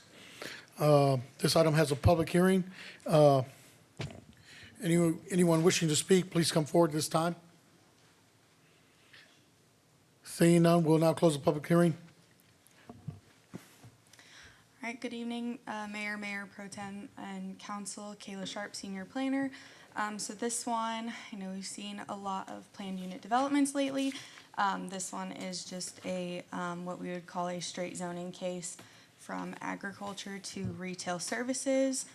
The site is located on East FM 150, currently zoned agriculture. The applicant is requesting retail services, and the property is currently undeveloped. So the adjacent zoning, you have the parcel fronting East FM 150 is zoned retail services. There's another one that is zoned community commercial. And then behind the property, it is zoned manufactured home park district, or M-3. And just want to go ahead and point out that if this zoning is approved when they go through the site plan process, appropriate screening is required adjacent to any residential zoned properties. Per the still, I guess, newly adopted comprehensive plan, this is in a regional commercial area for the future land use map. And this RS zoning is appropriate based on that. If you'll remember, the new comprehensive plan uses building typologies rather than land use districts. So in this case, for regional commercial, the appropriate building typology would be mixed use, regional scale commercial, or industrial. And this would fall under that kind of regional scale commercial. In this case, we do know the intended use of the property. The owner intends to use the property for office and storage space for a mobile mechanic building or a mobile mechanic business, which is permitted in the RS zoning district. But however, I just want you to keep in mind that any uses allowed in the RS zoning district per section 53-1230 would also be permitted. Staff has found that this request is appropriate based on the future land use map, and the Planning and Zoning Commission voted 5-0 to recommend approval of this request on June 25th. So your options tonight are approve, approve with modifications, or deny. Any I have questions? a question. So what happens if he Councilman Parson. changes, oh, sorry. What happens if he changes his mind and wants to put something different since he's rezoning for commercial? Are there any restrictions? The same restrictions apply, correct? On the things that he cannot? So any use that's allowed in the retail services district per our use chart would be allowed. This is a fairly small site, so there would be some limitations based on that. It's also a flag lot, so access is a little bit difficult to the site, but definitely, you know, manageable, and that's something we take into account through the site planning process. Additionally, we have a pretty decent screening standards for commercial properties adjacent to residential. They would have to have a privacy fence as well as some landscape buffering around the property. So we also have like noise ordinances and things like that in place to kind of limit disturbances to residential. That, yeah, I had questions. that raises a good question because, you know, of course, we're all in favor of supporting small businesses and so forth. So this, what this owner is having is basically a mobile style space. Is it going to be an actual building possibly built there? Or is it just going to be like a work truck kind of deal to where, you know, like you said, if it gets to the point to where the neighbors around are needing specific buffers, would that be a conflict going forward? So based on our understanding of the owner's intended use, it would be for primarily office and storage space within buildings. We would require all storage to be inside a building. And as far as the mobile mechanic operations, typically it would be, you know, the work trucks for the business coming and going, not necessarily bringing vehicles to the site to be worked on there. And one last follow-up, is this person going to also need to require any kind of parking spaces? And any handicap or things like that? Yes, they will have to comply with our parking regulations and any accessibility for, you know, sidewalks, ADA ramps, handicap parking, things like that. We account for that through the site plan process. Thank you. Questions? Yeah, so also, thank you for answering the questions I asked Will and Kayla. So, yeah, I did reach out to the owner to find out what was his intention. He says he's moving electronic equipment as a mobile mechanic. He'll have 4 or 5 vehicles there parked. So my concerns were, how do we enforce that this won't become like storage sheds or RVs, campers that are leased and parked there, because it is surrounding a modular neighborhood. And also, is it, you know, does it fit with what's around it? And what's around it is a salon and a chiropractor. So it's kind of an awkward kind of situation. So what do we have in terms of our ordinances to prevent, you know, trailers and trucks and campers sitting around there? Yes, so as Basically, a junkyard is what I'm not in favor of. Yes. So something specifically like a junkyard or storage for RVs and things like that would not be permitted based on the zoning. We also have the requirements for storage to be primarily within an enclosed structure. And then we also have property maintenance codes and things like that that would prohibit the parking of vehicles that were basically in disrepair. All right. So he told me he wants to walk into it slowly as an investor, but he has high standards for that area community. So I just want to, you know, like I said, I'm sure there's no reason to doubt, but just I don't want an inconvenience to the neighborhood. Is my main concern with the amount of traffic and the operation of maybe 24 hours. So that's kind of a concern for me, the 24-hour.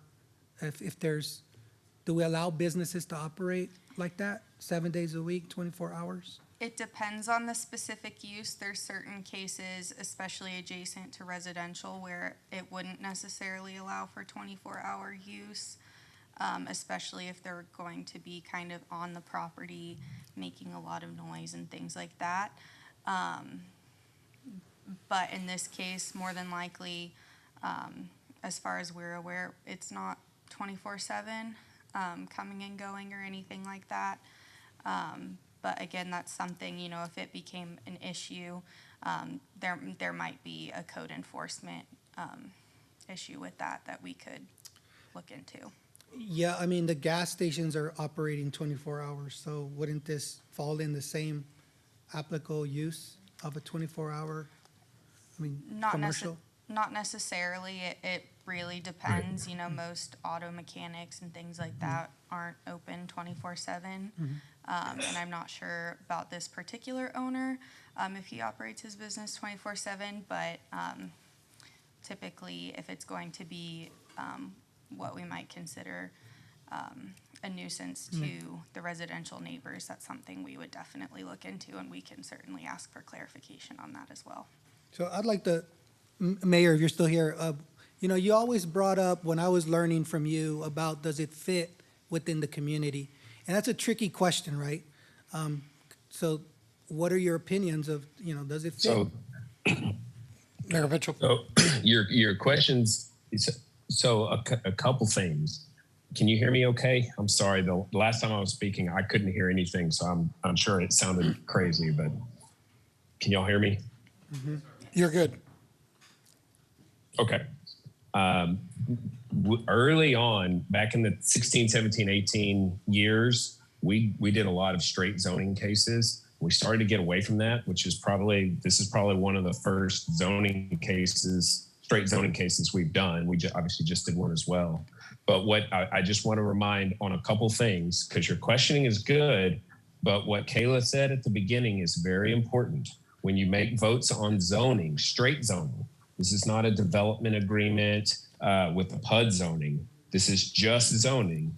You have to consider all of the allowable uses within that zoning category, not what the landowner is telling you their specific intended use is. Because if you want to go into an agreement with them to limit to that use, you have to do it through a development agreement, which is a contract. But what we are giving the landowner with this question is retail services and everything that is less intense than retail services. So anything that's in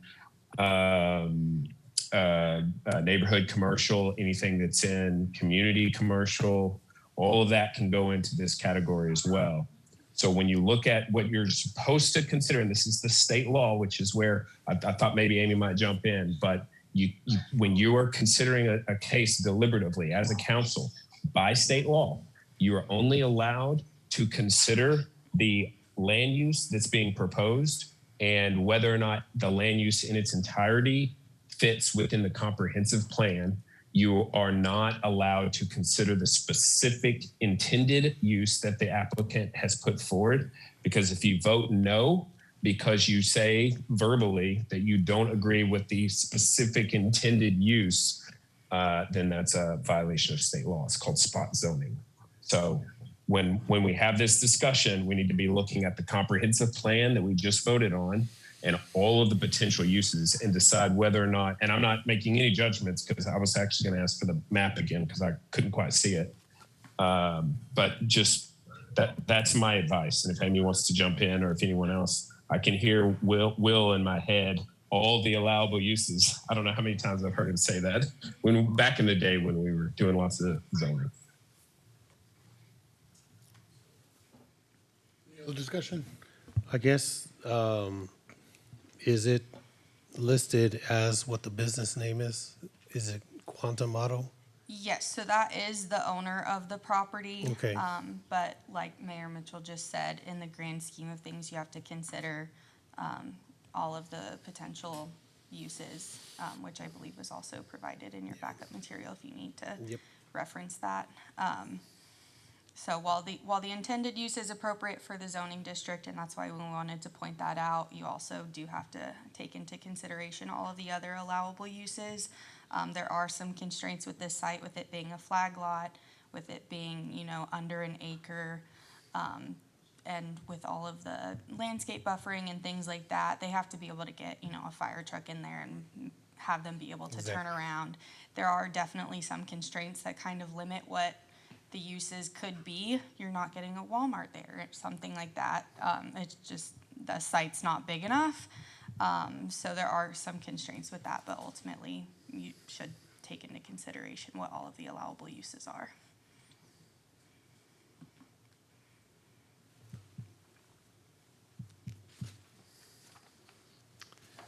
Yep. It's a small lot, but it opens up a bigger picture of what could be used. So. I was just going to ask if we could put the map back up. I can't see it.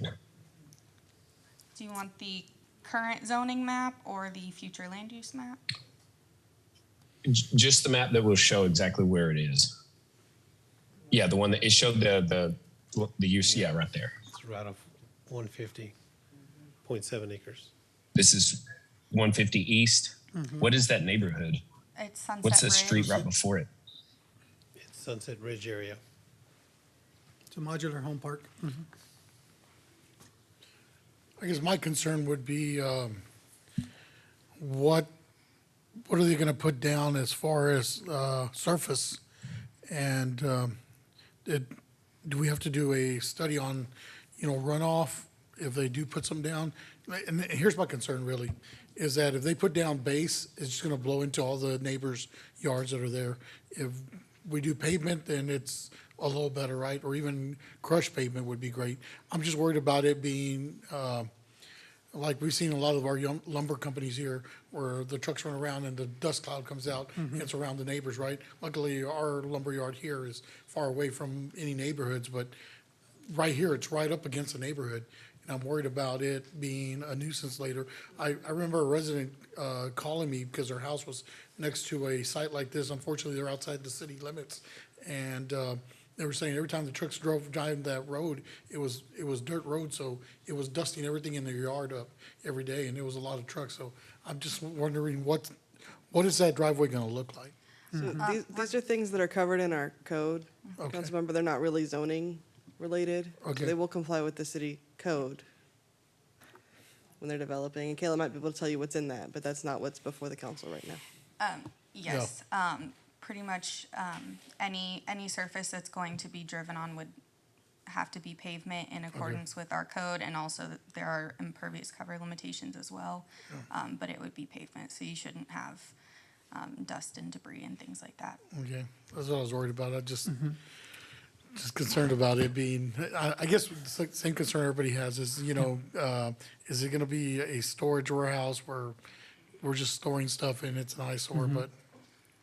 Will there be a site plan? Sorry, I don't want to jump in. Will go this ahead, come back? Councilman.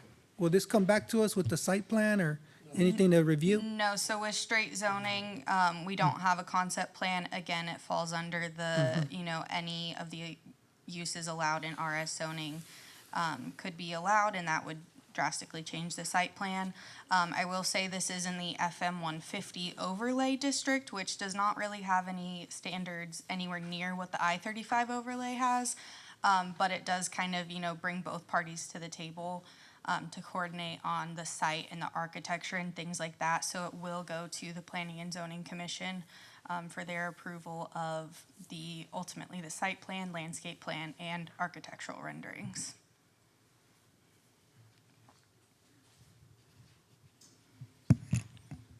Mayor Pro Tem, I would like to make a motion to deny item 16. Did you say to deny? Mm-hmm. We have a motion to deny item 16. Is there is there a second? Second. Second by Councilmember Zuniga, motion by Councilmember Parsley to deny item 16. Is there any more discussion? All right, I don't want to be too quick to deny this. I'm just going to be honest with this because the the land use is real small, and I'm thinking, what else can go there? You know what I mean? So I definitely want us to do our due diligence on this. It's just a weird shaped property. It's owned by an individual. You know, I'm looking at the land uses. It's so wide, you know, and there is nothing specific, and then if he changes the mind. He's limited to what he can change his mind to with the RS service zoning. To me, it will end up being some sort of junkyard. I mean, that's speculation, though. It is, It's but speculation. then, Yeah. like, Go ahead. once it's approved, then there's nothing we can do. Councilmember Harris? So around it is ag. It is right now ag. That is not going to stay ag. We've got a property owner that is requesting, I think, for the 150 corridor, pretty reasonable zoning, RS. It's not excessive use for that area. It has one piece of property, 2 pieces over, that is already RS. I think it's consistent. I think that, you know, since it does back up to residential, there will be buffering and fencing, and I don't anticipate anything junky going in there. So I think that we should allow the property owner to have his zoning.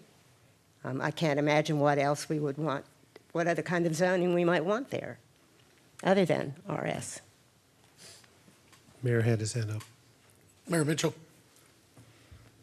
I was just going to recommend that we make sure we keep our commentary on whether the zoning is appropriate as it relates to the comprehensive plan and the land use and the overall scheme. Question of use and commentary with regards to maintenance and upkeep. Those are all addressed in different parts of our code, and they cannot be used as the basis for our consideration in a zoning case. So, trying to put that out there. Yeah, I think I agree with Councilmember Harris. I mean, RS is probably the best use of that piece of property. I can't see anything else. I mean. Community commercial? No. No, it's too small. Can't do anything there, community commercial. It's the size of the lot that gets them. I have a hard time just telling a person who owns some land that can't use it, especially when the zoning is probably right for that area. Probably the only kind of zoning it's even too small for ag anymore. I mean. We have consistently made the argument that RS zoning on 150 is what we fight for as a zoning case. So we just have to be careful with how we address an RS zoning request on 150. Yeah. I think it is a great use for that weird shaped property. It's just my opinion. I think it's probably the only thing you can approve in that area. There's nothing else I can come to mind that would be appropriate zoning for that weird shaped property. All right. We've got a motion, we've got a second. All those in favor say aye. Aye. That's to deny? Yeah, to deny. So. No. Sorry, I need to recap. Yeah, to deny. It's to deny. All those opposed? Aye. Aye. Okay. I was a no. No. Okay. I'm a no. So it fails. It fails. I think that when. Okay, it failed. All right, sounds good. It failed. All right. What was the vote, Mayor Pro Tem? What was the vote call on the motion? Let's do a roll call on this one. All right. Was it 3-3 or 4-2? This is to It looked like deny, it was a 3-3. to deny the zoning. It was 3-3, correct? No? No, There's we're seven not. of us, Okay. though. No, I'm sorry. Of us. Yeah, there's 4. I forgot Travis is there. It's a tie. Yeah. Can we do a roll call vote? Let's do a to roll call. deny? So if the motion to deny failed 4-2, I'd like to make a motion to approve. Okay. Okay. All right, sounds good. So it failed. And we're going. Is that right, Brian? Are we gonna All right. do roll call vote? Because it was We confusing. can do a roll call to Let's just determine do what the a- vote was. Yeah. Okay, let's state it again. State your motion again, please. I would like to make a motion to deny the zoning change for item 16. Okay, and, And I had gotten a second from Sunika. Do Zuniga, I still have it or correct. not? Yes. Okay. All right, so all those in favor say aye. Aye. Roll call, roll call. Oh, Roll sorry, call vote. Okay. Sorry, Mayor roll call. Pro Tem. Yeah, roll call. Tobias, Nay. Parsley, Aye. Rizzo, Nay. Harris, Nay. Zuniga, To deny? Yes. Mitchell, Nay. and Heiser's absent. Okay, motion fails. Motion approved. Second. We've got a motion to approve agenda item 16 by Mayor Mitchell, second by Councilmember Tobias. All those in favor say aye. Aye. All those opposed? Nay. Motion passes 42. Thank you. We still have Staff, reports. nope. So, staff reports and presentation, agenda item number 20.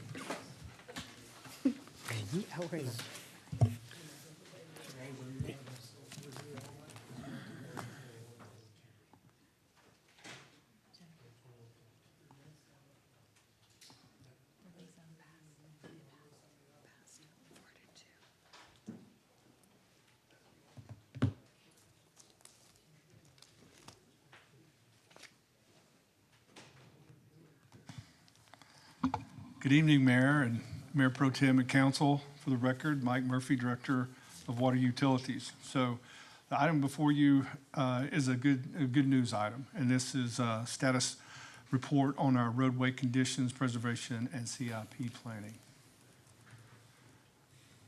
So in February, just a little brief history here, and we'll go through these slides really quick, but a brief history here. Back in February of 23, Council approved a contract with KCI Technologies to perform a comprehensive evaluation of the condition of the roadway pavement and provide guidance for future funding levels. The process utilized KCI to develop a report using the Pavement Condition Index. So as a result of that, the good news is the large majority of our streets are in good to satisfactory condition.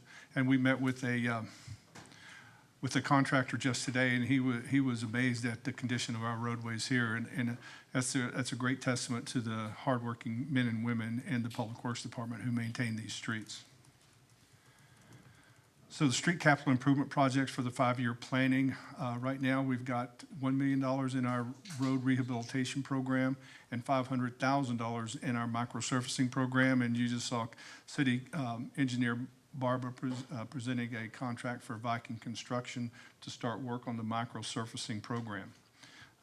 The roads that we've finished so far are the Indian Paintbrush Road, Goforth Road, which was a major project that I think we budgeted $1.4 million in our capital projects fund to do that. And then we're currently working on Heidenreich, which we've got another $1.2 million that is well underway. And these are all being performed by city crews, which is a testament to a lot of things, but the elements in the environment is pretty harsh on these men doing this work, so we want to definitely thank them. But so far, in the first year of this program, we've completed 10 lane miles of 2-inch mill and overlay, 1.2 miles, or 2.5 lane miles of full depth repair, and 3.5 lane miles of chip seal.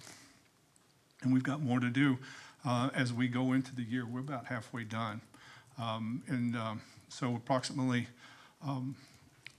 2 lane miles of mill and overlay, Old Stagecoach, Opal Lane, Roland Road, and Post Road. And then you can see the rest of them that we've got laid out here. And the micro sealing, just like City Engineer Barbara was saying, with Viking Construction doing this project, we hope to have this completed hopefully by October. If not October, then by sometime in November, which is a very aggressive micro sealing program. And you can see the roads that are on our list to cover with that. So approximately 15 lane, this is the upcoming projects for 24-25. We've got 15 lane miles programmed of mill and overlay, 4 lane miles of chip seal, and 34 lane miles of micro surfacing. And the areas that we're going to be working on, you can see are Stagecoach and South Lake Ring. In the next 3 to 5 years, it's a little bit more crystal ball kind of a thing that we're looking into, and grouping streets together, doing the worst condition. And typically what we will do in this next years 3 through 5 is we'll identify those really bad roads, and then as the And we'll take a surrounding look at the area so we can do neighborhoods instead of hopscotching around the city. We find this is going to be the best way to do it. And then the final slide is the roads that we have left to do over the course of the next 5 years. And I know this is hard to read. It's a hard. The slide is not up. The slides are not. What? I can't see it. This screen, I'm not, there it There you goes. go. Now they just got over here. Now they're up. There we go. Okay, sorry about that. Operator error, I'm sure. So these are the roads that we're going to complete over the next 5 years. And some of them we're getting sooner. Like I said, we're going to try to do groups instead of just individual streets, because if you've got a road that's in terrible condition and you got one that's in poor condition next to it and one that's in very poor, you can see what our programming is going to be. We try to group all those to minimize the having to remobilize for every little project that we're working on. And so we're going to work our way across the city, and in the next 5 years, we'll have all these roads complete.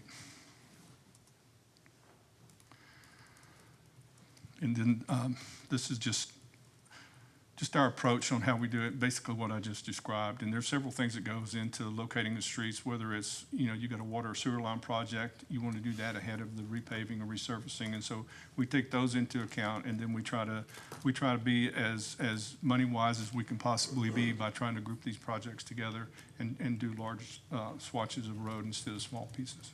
Real quick, Mike, maybe I'm not seeing it, but I know that Prairie and the Creek was supposed to be on a list, or is that already just being done? So it's not on this list, but Prairie and the Creek was something we had talked about, I had talked about with our former street division, Harper Wilder, and I thought it was supposed to be coming forward. Is Prairie on the Creek on any list at all? Well, let me just ask my staff here. Where's Chris at? Chris, or, say, Scott, you wanna? Scott Egbert, City of Kyle Streets Department. I'll have to go back and revisit that to see where it falls on KCI's yearly layout, see what sections they have on there. I can make adjustments if needed, just depending on where it falls. And one reason why is that we had been talking, and we had talked to the residents there, and we're supposed to do the crack seal and then go back and seal the pavement completely. That's something that should be happening in August or September. I want to make sure that we hit that timeline, because they were promises, and I don't like to make a promise to someone and then see it not come to fruition, so. Yes, sir, I'll look into that. I would really appreciate it. Thank you, sir. Mayor Pro Tem, could you tell me the road again that you're mentioning? I It's didn't the quite hear it. subdivision. It's Prairie and the Creek. Prairie and the Creek. All right, good, thanks. So Scott is our division manager over road resurfacing. Thank you, Scott. Many other Appreciate it. duties that he performs too.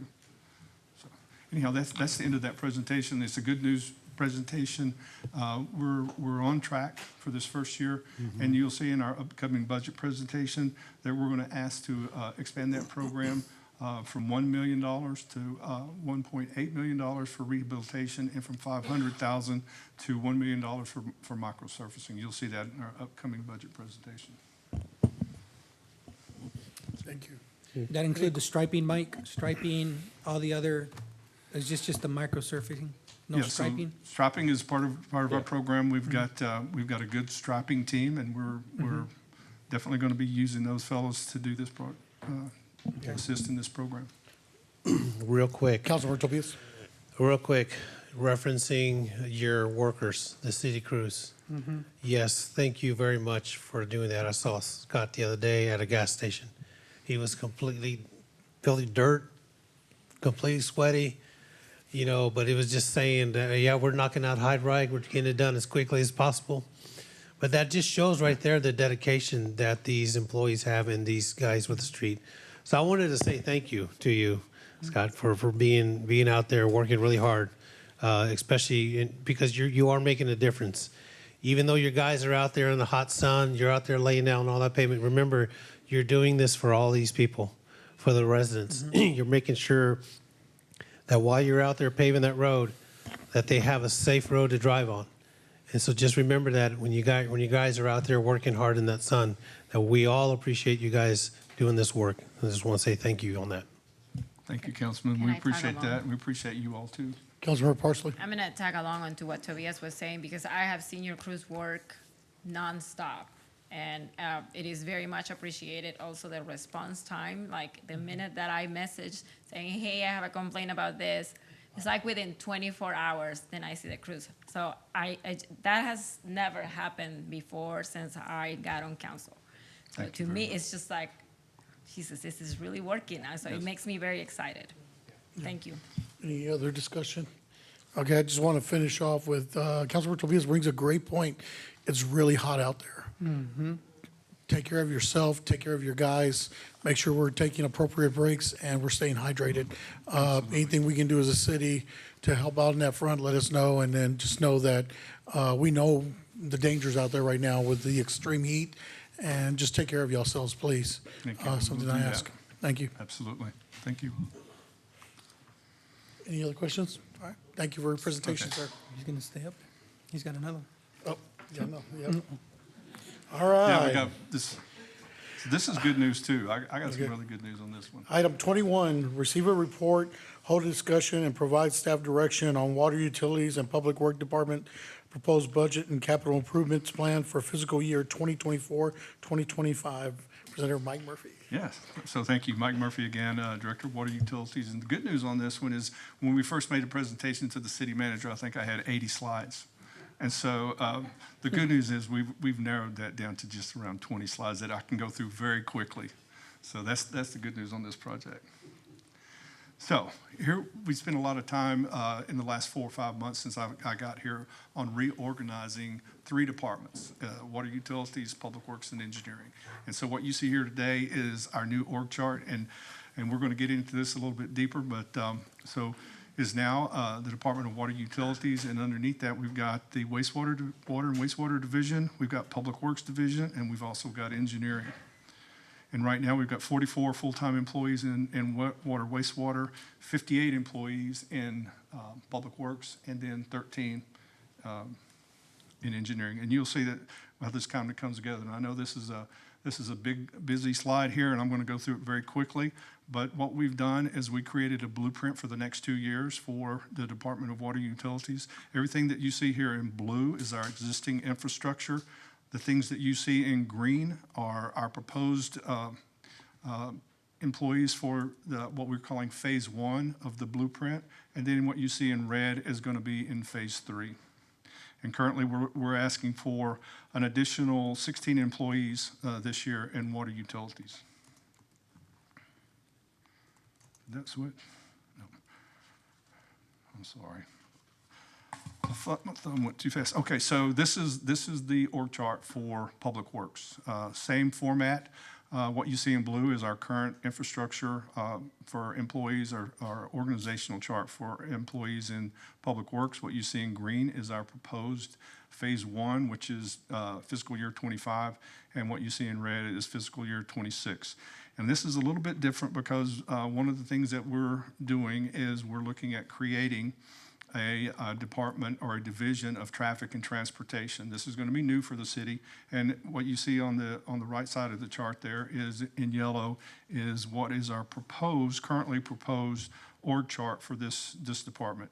We put a placeholder in there this year for a director of transportation. It may be a director of transportation. It may be a assistant city engineer over transportation. It may be an assistant director under public works, but we're going to be looking at as part of our transportation plan that we'll cover here in just a few minutes. And so this is a big step for public works and the city to create its own transportation department. We think we need it. It's important, and we feel like the time is right now to do this.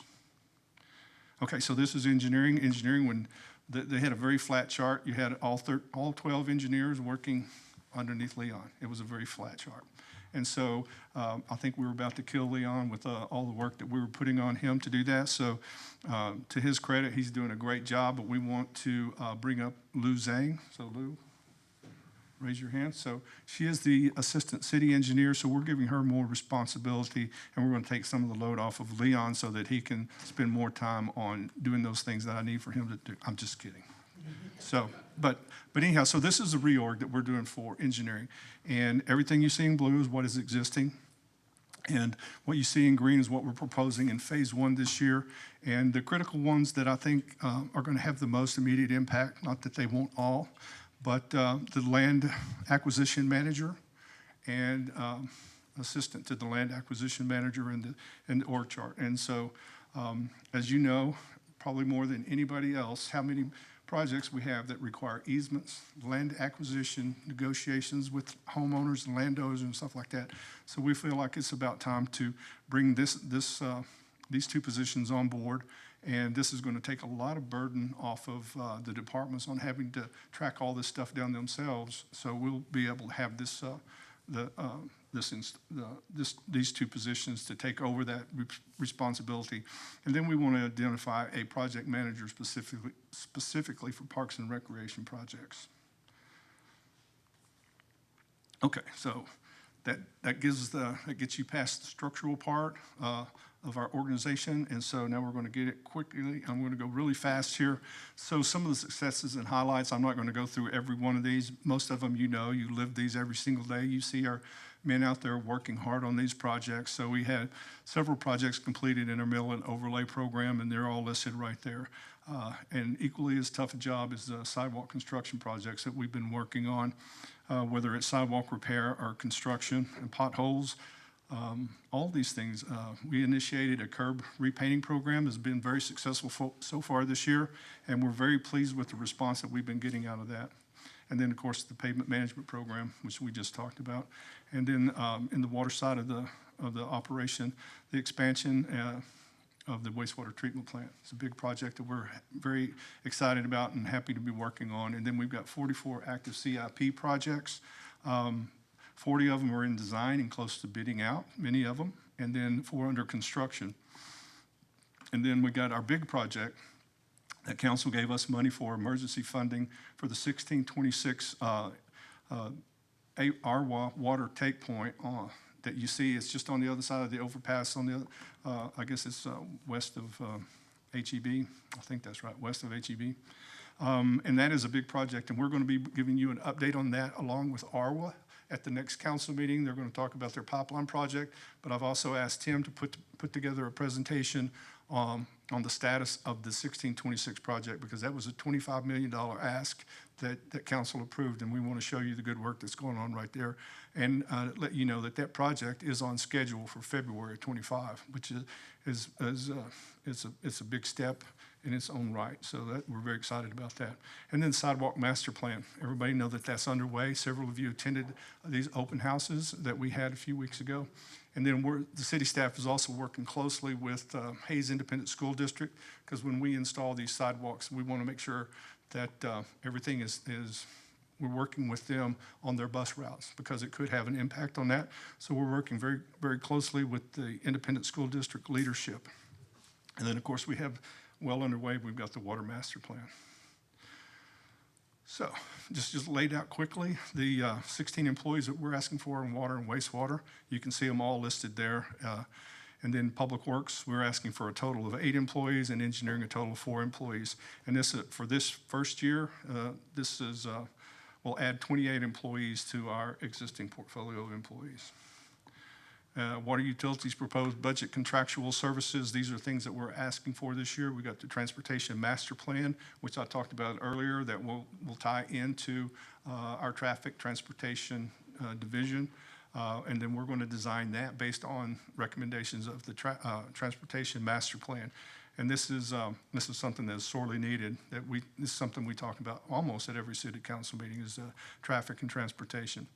The wastewater master plan, which includes an I&I study, is $750,000. The reason that is so high is typically about a $500,000 study, but city engineer is putting in $250,000 on his sewer monitoring program that we're going to put those two together. And he's already got funding, $250,000 funding for that. Drainage fee study, we're looking at that. Street impact fee study, and what we're wanting to do is to include that impact fee study with the water wastewater impact fee study, use the same firm to do that. That'll save us some time and money. And then the facilities master plan that Assistant City Manager Amber is going to be going through here in just a few minutes. So look forward to that. All right, so equipment. This is critically important to our operations, and a lot of these projects are safety related, and a lot of projects are we just have to have them, okay? And the total request for wastewater and for public works is just under $2.7 million, and they're all listed out here. And if you got any questions about any of those, I got the team here that can answer your questions about the need of those pieces of equipment. So closing out our operating budget. It's a big ask. We know it's a big ask, but we are proposing $37.7 million in our operating budget. And that's about a $7.5 million increase from last year. And a lot of these projects are very, very important to the well-being of and health of our water utilities, our roadways, and our capital project program. Okay, so let's get into the CIP budget. I'm going to go through this as quickly as I did that one. So our prioritization process and creating our CIP spending plan is very simple. We take the high priority items of City Council, high priority items of our water and wastewater models. We identify the high priority based on our transportation master plan, our pavement management assessment plan, and our drainage master plan. And those are the things that we all kind of put in our little mixing pot and try to come up with a really good, strong, solid spending plan. So in this year's spending plan, I'm going to hit on some of the highlights. Like I said earlier, we're asking to increase our microsurfacing budget to $1 million from where it currently is at $500,000. Very important program. And then our preservation and reconstruction budget from $1 million to $1.88 million. So our budget will go from 1.5 to 2.88. That's what we're asking for. And then our wastewater line repair, replacement and slip lining program to increase that to $2.5 million. And this is to reduce infiltration into our sewer line. And this has many impacts. This results in, when we have large rains, sanitary sewer overflows, and it puts a heavy burden on our wastewater treatment plant. And until we get that up to the 9 million gallon per day level, this is a very critical project to maintain the health and condition of our wastewater treatment plant. And then we've got several drainage improvement projects funded at an amount of $13.2 million. And you can see we got those listed out here. So the wastewater treatment plant access road, this is a critical project on several different levels. The existing access road at the wastewater treatment plant was not designed to carry the kind of construction loads that we put on it on a daily basis, and so it is obviously very deteriorated. And as part of the Heidenreich project, we're waiting to get through that, but we're going to build this roughly 2,300 linear feet of road into our wastewater treatment plant. And the bonus to this is we're going to cut off access to the adjoining neighborhood. No longer are we going to drive our heavy trucks, our wastewater equipment, our contractor trucks coming through that neighborhood. We're going to come in off of Heidenreich Road. So this is a win-win, not only for us, but for the residents in the neighboring area. $4.5 million, we're looking there. South Goforth Drainage Channel, we're doing a lot of work on Goforth Road, big project. We're looking at $2 million to construct a channel on the south side of Waterstone to redirect water into Clear Fork at Plum Creek. And then the reclaimed water fill station. This is something that is a high priority item, and so we're asking for $1.5 million to build and establish a contractor fill station somewhere along the reclaimed water lines in our area. We're going to try to find the best location that satisfies the neighborhood, that satisfies the contractors, and satisfies our existing customers. Now, there is an opportunity to garner some revenue off of this because we're going to sell that water, and using the sort of the BUTA model, we feel like we can get somewhere between $280,000 per year to around $300,000 a year just by selling water to contractors, because right now they're having to travel long distances to get water and bring it back into the city, and that has a domino effect on the cost of construction, price of homes, everything that goes along with that. So we want to be able to do that, plus taking reclaimed water and using that for a good use. Okay. Reclaimed irrigation water for city parks, same theory. We're going to identify areas along the existing pipeline. We're looking for $2 million to do this. The challenge here is what is the highest and best use of this water? Because we're looking at other options to add to our potable water portfolio, and reclaimed water is one of those sources. We even met on it as recently as yesterday afternoon, talking about possibilities of how we can use this and do either by aquifer storage or direct reuse of reclaimed water. So the technology is there, the water is there, and so we're going to look really hard at that as part of our water master plan, and we're going to come up with some ideas to bring to council on that. Okay, that didn't, there we go.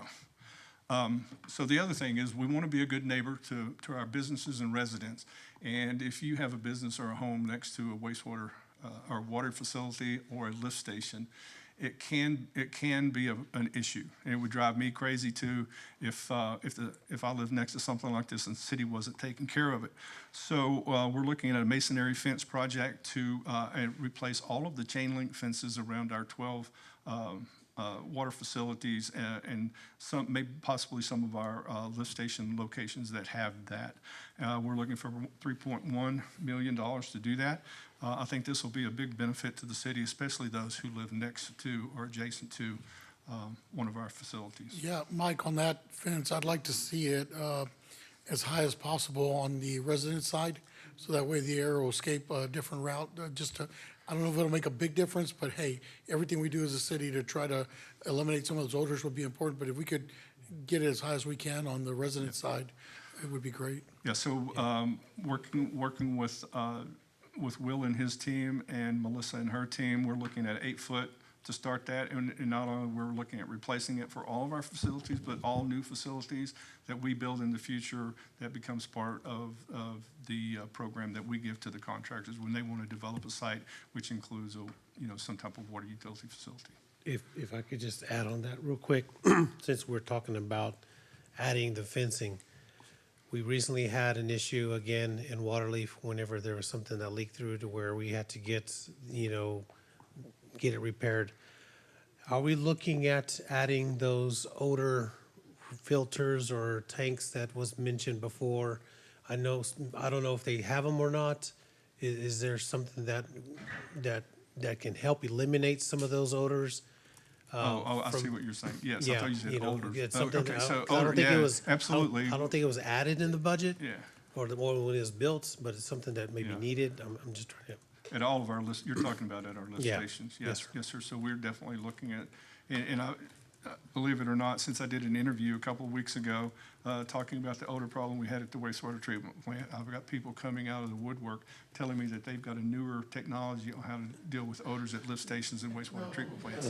So they're coming after me. I probably got 5 of them just today. So, All from so yes, Michigan. we are definitely going to do that. That's part of the Good Neighbor program that we're working on in water utilities, so we definitely want to address that.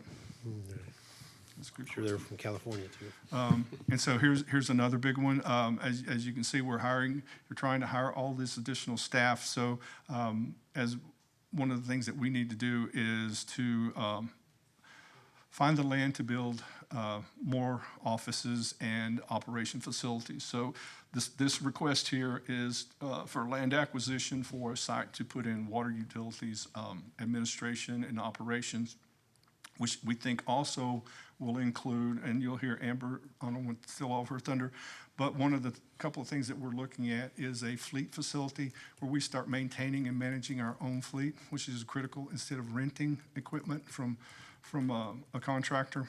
And then we're looking at a fueling station for all city equipment, city vehicles, including a large washing bay and a fueling stations for all that. So that's going to be a big thing that we're going to be working on very, very closely for the next year. So this project and one that follows this, we're looking at getting a commercial real estate agent to help us identify possibly 15 acres, 16 acres for this. And so we're setting aside $5 million to do that.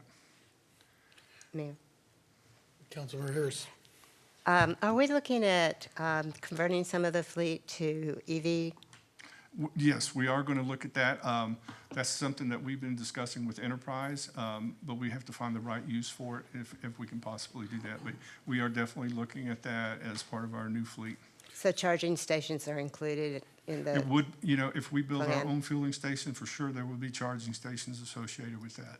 So City of Round Rock, speaking with some of their council members, have really gone to a lot of their vehicles being electric fleet, and what they've talked about is the cost saving on non-combustible engine repair. But I would definitely look at Round Rock when you're looking at doing something like this and getting some input from them, and maybe we can get some good practices on where we could use it. But having a partner down the road that is already implemented would probably be a good start. Okay, absolutely. And so here's another, and so we sort of created this phrase in our department, gotta go projects. This is definitely a got to go project. This is the Alliance third take point. And so what we're trying to do, this is the one I'm following up with, that Tim and his team are working on, to identify a location, preferably, ideally, a 12-acre site where we can put our next take point, similar to what we're doing on 1626. This is critical that we have this built, pipeline and pump station built and ready to take water sometime in 2027. Now, that sounds like a long time off, but in this world, it's not. So it's going to be on us before you know it. So this is a critical got-to-go project, and this is 2 million gallons of water to go to that 1.7 that we're going to be putting in at 1626. So this is a got-to-go project. Yeah, I'm glad that we're looking at this. I've been a big proponent of bringing in line A, but line B and C as well is important because the lines on the water are A, B, and C. So bringing in B and C is something that I really want to see come in simultaneously. So everything we can do to get that project going and get that water into the city is really important. So thanks for doing the due diligence on that. Well, Mike, on that, is this third take point, would that include water coming in from the second phase of the project that we just voted for? That's going to 1626. Now, Tim, if you want to talk Well, I about mean, pressure that's planes. the current project, Now, the but, current project is 1.7. That's going to go into 1626, and it's coming in February. And right now, Right. we're on schedule to be ready to take that so the water. one we just voted for at our what? Yes, ma'am, That we're that's- going to that's- partner with GBRA. Yes. So this third take point would handle water coming in from that? Or No. would we need another take point to handle more Now, water from that? So what we're talking about here is what the water coming out of the Carrizo aquifer. Mm-hmm. Okay, so we got 1.7 going to 1626, and then we've got another 2 million coming in from where we decide to locate this facility. 2 million coming from the Carrizo aquifer. Now, they may have to expand their well field. I'm not really 100% sure on that because I'm still relatively new to Arwa. But once we get into the Wilcox aquifer, which is in the 2030, 2035 is what we're talking about, going a little bit deeper, then that will, I don't know if we'll be able to increase the size of the existing take points or we'll have to create new ones. But Okay, those are that's things what I was talking about, that the Yes, next phase of that project Yes. that Okay. we're going into. Okay. Thanks. Anything, Tim, you want to add to that? Tim Sanford for the record. I just wanted, so 1C, 1D is the next phase of the Alliance project. 1B is what is being constructed and expected to come online February of 25. So that 1C, 1D will contribute to all of our take points, not only this third take point.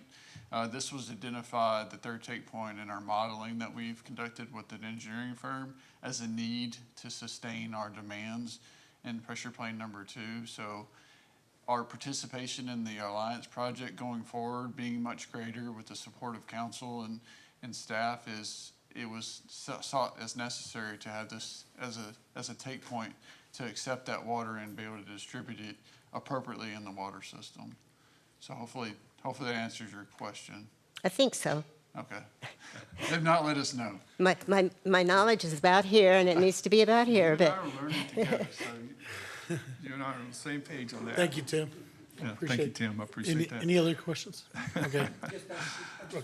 Brian, if all of these considerations were taken when we were looking at those increasing impact fees, and I know we had to kind of project that what was the growth, what was the wastewater, what was the water needs. So as we're building and we know that we're going to have additional take points, were all of these part of those factors, or are these now afterward factors? No, those will Since they come be, in so much later.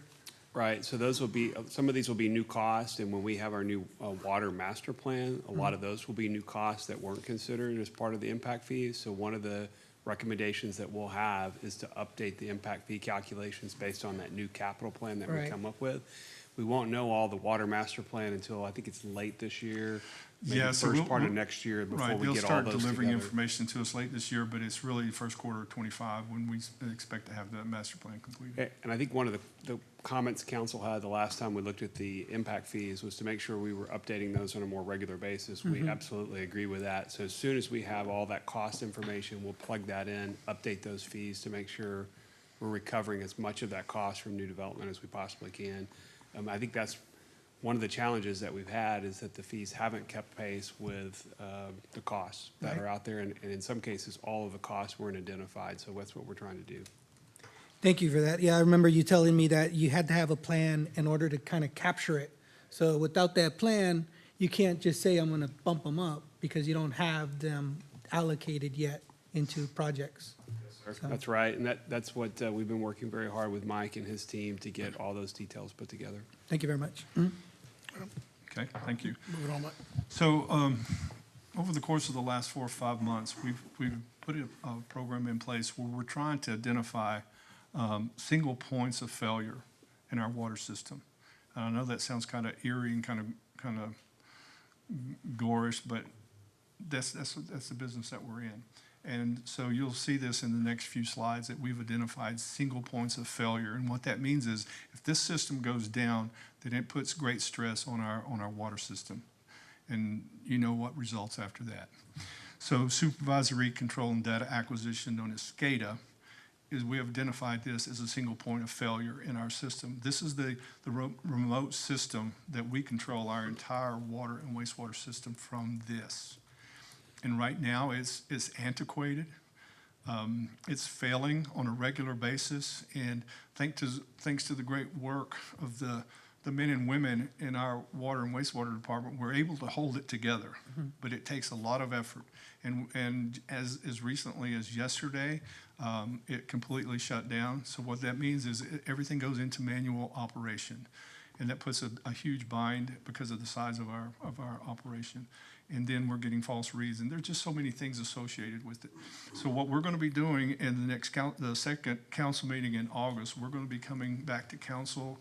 Our city attorney is working with water utility staff to create an emergency procurement to get the design underway, and that's about 10% of the ask here. The ask is $2 million to rebuild our SCADA system, including video surveillance at all of our facilities, which we don't have yet. So this is a critical project to water utilities. This has got to go project. So, but we have identified this as a potential single point of failure. Councilmember Harris. Does this include cybersecurity measures? I'm sorry? Does this include cybersecurity measures? Well, yeah, so that we're working with Marco on all of that stuff. So yes, it will. I'm not sure if the SCADA system, but we will have that protection of our SCADA system. So yeah.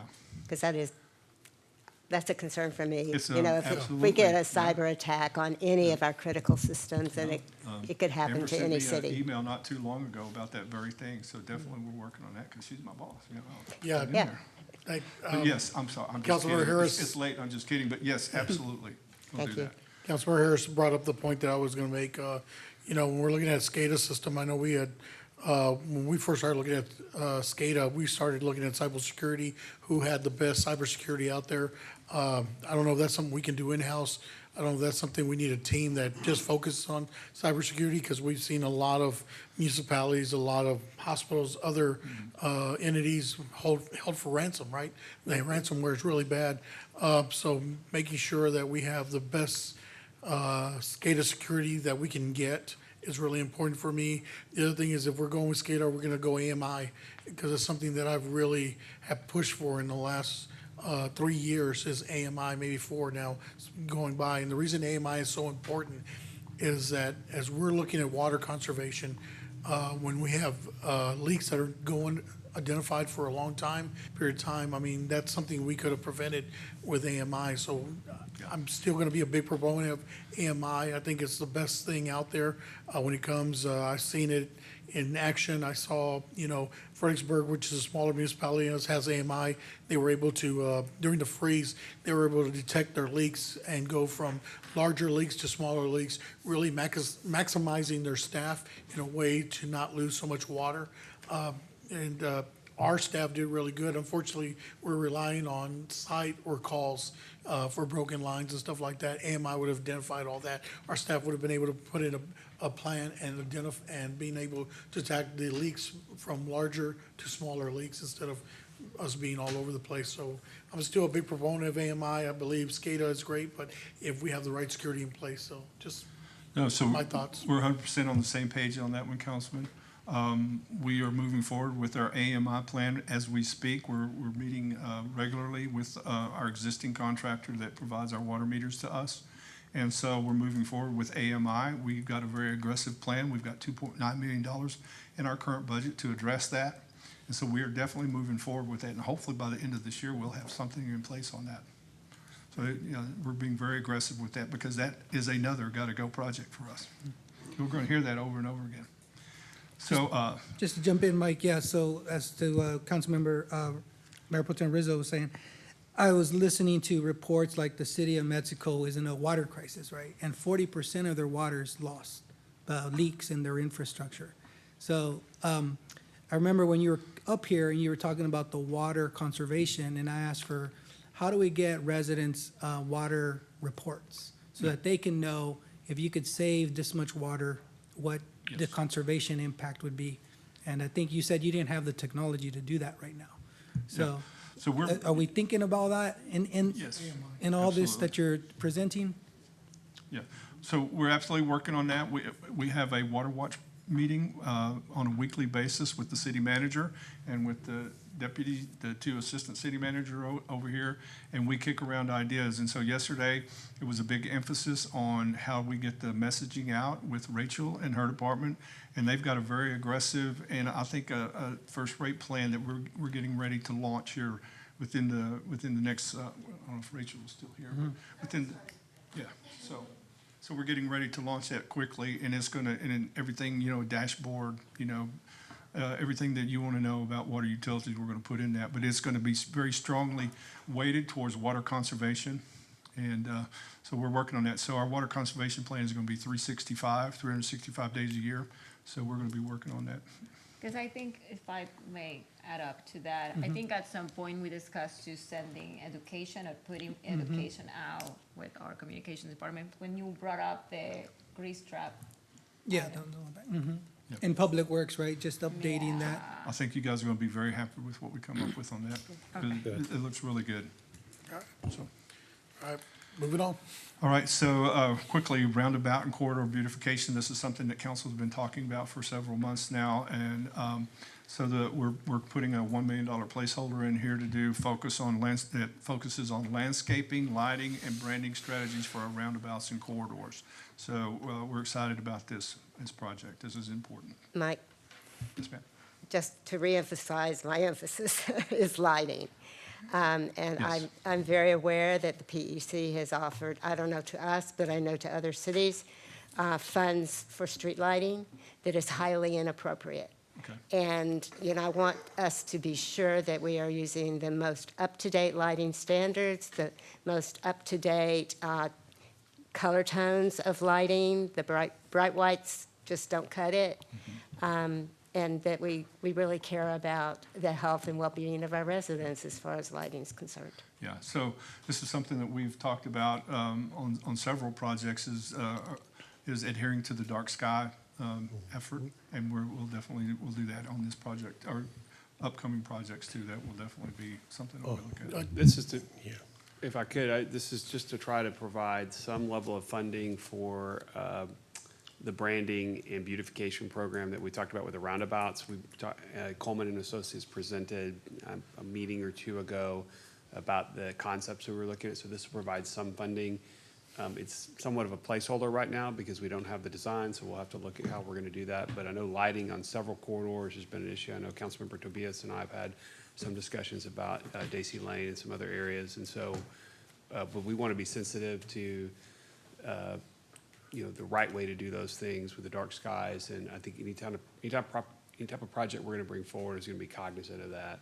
That's perfect timing, Thank you. because I've got an email that I'm going to be sending you and to you, Mayor Pro Tem, on the same thing that you're talking about, because there are lighting fixtures out there that I've researched and looked at that go by this dark sky initiative. So trust me, it's out there. So begin with you real soon. We might bring something to council soon to look at. And I just want to talk about the roundabouts a little bit. I know when we had that presentation, I was really adamant about not spending extra money to light up roundabouts. And my recent trip to Carmel, Indiana taught me, it was a really good learning trip for me because I learned more about roundabouts, learned about the safety. Honestly, it was very, had a lot of information that I'm able to bring back now and make a better decision when it comes to that. And I know the importance now of lighting those roundabouts. I want to make sure we don't take any shortcuts when it comes to lighting up these roundabouts because of the safety issues that were brought up during my trip to Carmel, Indiana. One of the things I also want to do is just, reassure people that these roundabouts save lives. I mean, when we're looking at the numbers that Carmel, Indiana was giving us, the fatalities and serious accidents, it went way down. I mean, from hundreds to about 8 or 9. Mm-hmm. I couldn't believe it. It was like looking at their numbers, real data was very, what do you call it? I don't have a word for it. I mean, yeah, it was very convincing. So when I spoke last time, I was like, we're not gonna spend a lot of money to light these things up.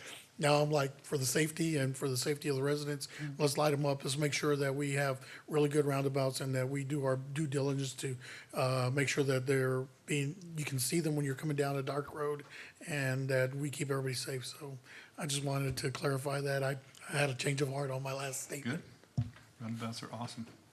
Built many of them. Okay. So appreciate that. So roadway and intersection improvements, I know there's a lot of conversations about this too. So we've identified 4 major intersections and roadways that we're looking at right now that we're currently studying. And you can see those listed here, and you can see the amount that we estimated to address each one of these. But these are still in the plan or the review, study, and then hopefully design phase of this project. So we're looking at these. This is a very aggressive program. This is outside of the road bond project. Okay, so hold your breath. Here we go. And this is one of the closing slides here. So for fiscal year 25, we're looking at $131 million. Like many of these projects, this is not just water utilities, but this is the entire spectrum of CIP projects in roads, water, wastewater, reclaimed water, drainage, and others, things that we're putting in there. And so it's a big ask. And then, a growing city where in the next 5 years, we're looking at close to $500 million on projects. And so that takes our workload to 57 would be 57 active projects. That's over the 5 years? That's a 5-year plan. It's good news, though. This is a sign of a growing city, and so good for everybody here. It's awesome. And so closing, I'm going to kind of give a shout out to Pervez, but so February 26th, Council approved a contract with Reftilis to do financial consultants to conduct a cost, service, and rate study for the city's water and wastewater utilities. And so it's about 75% complete. The city manager and the finance director will be bringing this to you on August the 6th to discuss and have consideration for decisions on rate options. And just to be prepared, there will be rate increases for water and wastewater. They are expected. Okay. And so if I could just take a minute I'd like to recognize, just 1 minute, I'd like to recognize the men and women who worked on this budget to take it from 80 slides and get it down to this presentation of 26 slides. So Tim Sanford, the Assistant Director of Water Utilities, Chris Arnold, Assistant Director over Public Works, Leon Barber, everybody knows him, city engineer. And then Scott Egbert, there he is. He's our manager over, division manager over streets. And then the person who pulled all this together, and also the city manager and Amber for directing us, because this is my first budget here for the city of Kyle, and I'm just enjoying the heck out of it. This is so amazing. And this is my staff's first budget. So we needed a lot of help. But the person who sort of pulled all this together, I think Amber called it herding cats, is Luzanne. She's the brains behind all of this, pulling all this together and keeping us in line. So thank you very much. So that's it. That's our presentation. Well, I just want to take a moment and thank Mike, too. This is a Herculean task to pull together, you know, very complex series of projects and budgets, and to take a very analytical and strategic focus on all these operations and give us an idea of where we need to go for the future. And he's only been here, it feels like a long time, but it's just a few months, 4 months. So I know what it's like to come in and have to present a budget like this with just a few months of experience here. And I just want to commend Mike and his team. I think they've done a good job of trying to analyze all these issues. It's a very substantial number, probably larger than anything the council's seen before out of these operations. But we think it's absolutely needed for a growing, large, complicated city with a lot of different operations, and this positions us well in the future. And the other part about this is this all information just on pages. It sounds great, but we got to get these things done. And that's the other side of this, is transitioning so that we're ready to actually implement and construct every one of these projects. So Mike's done a great job of that, and I just want to say thank you. You know, for me, seeing this, and I think for the residents as well, it shows that the city's putting a really big focus and emphasis on our infrastructure. We're putting in a true commitment into our city's infrastructure, whether it's roads, water. I mean, that's some of the things we always see, and we talk to our residents. We see it on social media. We have all of these, we get emails on it, and we get questions. I mean, I was at Market Days, and I got questions about, our water. And to see the city put in a commitment like this, I think would really help the residents understand that we take this seriously and that we've got a great staff working on it. And that's the most important thing. This doesn't come forward without staff. We take the votes up here, but staff puts in the work. And I just want to thank y'all for putting in the work in this.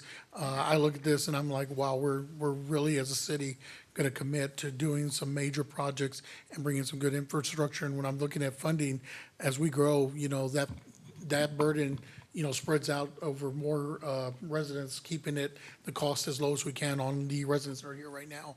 So as we grow with the city, as more people move in, they're going to take on some of that burden, and we alleviate the burden on people instead of everybody paying a big number. Everybody will pay their share, but it won't be as high as protected. But thank you, Mike. Thank you, Council. Thank you for your support. We appreciate it. Anyone else? I have a quick question. Are Parsley. these, besides being as a backup material, as an agenda item, are these presentations posted anywhere on the website? Because I love I'm one of those that always goes to see the org charts and get confused, so I love the org chart that you put in here. I think it will be beneficial for everybody to see it. And the presentation makes it easier for us when, budget comes to be able to approve things. So thank you so much for that. But I think that it should be, I don't know if there is I think Water Utilities is going to have their own website pretty soon at some point. It'll make things easier. Thank you. I just think it should be up. It was very good. Well, I think, thank you. And I think one of the things we'll do is, I know we have a budget page that has our calendar, and a lot of this is one of a number of different discussions that we've had over the last few months. And so we can look at adding all of those slide decks out there. Are they already there?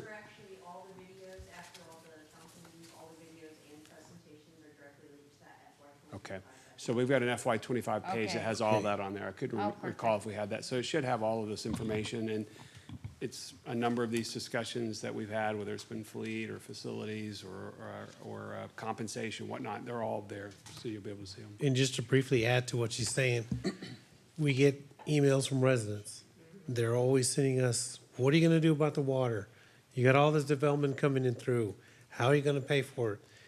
a little bit of a website to link that we could just be able to address the email to the resident and have them a link to follow a lot of the information that you listed here, so they can go at their leisure time on that end. It kind of help us on that end whenever, because like Mayor Pro Tem says, he's at an event, he's asked about the water. I've got 3 emails coming back from Colorado about the water issues, how, what's y'all's plan for the future and so forth. Having something to where we have a little bit of a link that we can direct them to, or just the slides to where they could be able to go from there, and we could be able to answer the questions from there, and they can actually see some of this. Thank you. Okay. Thank you. Okay, moving on. Agenda item number 23. Now, I want to, Amber's been looking forward to giving this presentation, so let's get it over with. She Thank was you, like, Mike. Thank you, I'm Mike. dying to present this to city council. I can't wait. This item got pushed before. Yeah. Thank you for taking the item up. I Do appreciate you that. have 80 slides? I do not have 80 Okay, slides. Thank you. Last one. But it's going to be hard to follow in Mike's shoes because that was incredible. I forgot to call up the item. Agenda item 22. Receive a report, hold a discussion, and provide staff direction regarding city facilities master plan. Presenter Amber Smites. Good evening, Mayor Pro Tem and Council. Amber Smites, Assistant City Manager for the record. We're going to talk about facilities master planning. The clicker, sorry. Here's a summary of our facilities. We've got them mapped out for you so you can see them. We have 10 facilities to house staff. We also have the Krug Center, but it doesn't house any staff. Right now, we have a total of 397 staff authorized, 360 of those are filled, and the 5-year projected growth will bring the total number to about 552. And this is still pending the staffing study that the police department is undergoing. The national average of office space per staff is 175 square feet. Currently, on average, the office space that we provide per staff is 84 square feet. If you take out the public safety center, it's actually only 66 square feet. Sorry. Okay, here's a graph that shows the projected staff growth by year. We also compared it to our population. You can see, next year it's 10%. 7%, 6%, 6%. And we assume a population growth at a rate of 8% per year. So we asked all of our department heads to provide a 5-year projection on what they expected their staff to grow over the next 5 years, and this is what they came up with. I'm going to show you pictures and information about each of our facilities. This is City Hall. The square footage is about 17,000. We have 54 employees who work here. About 4 of those work from home, and then 9 of those are field staff. 5 restrooms. Of course, we have some different spaces here. We have conference room. Of course, we have the council area. We broke it all down by common area. I'm not going to go into all of that, but those are some of the stats on City Hall. Public Library, we have 20,000 square feet. We have 13 staff members who all work in the office over there. Of course, they have the library space, which is a little bit different, but we tried to break it down by office space so we could give you a good comparison of what those all look like. This is our Parks and Recreation Department. It's got 2,500 square feet, and we have 17 staff who work out of there, all working in the office.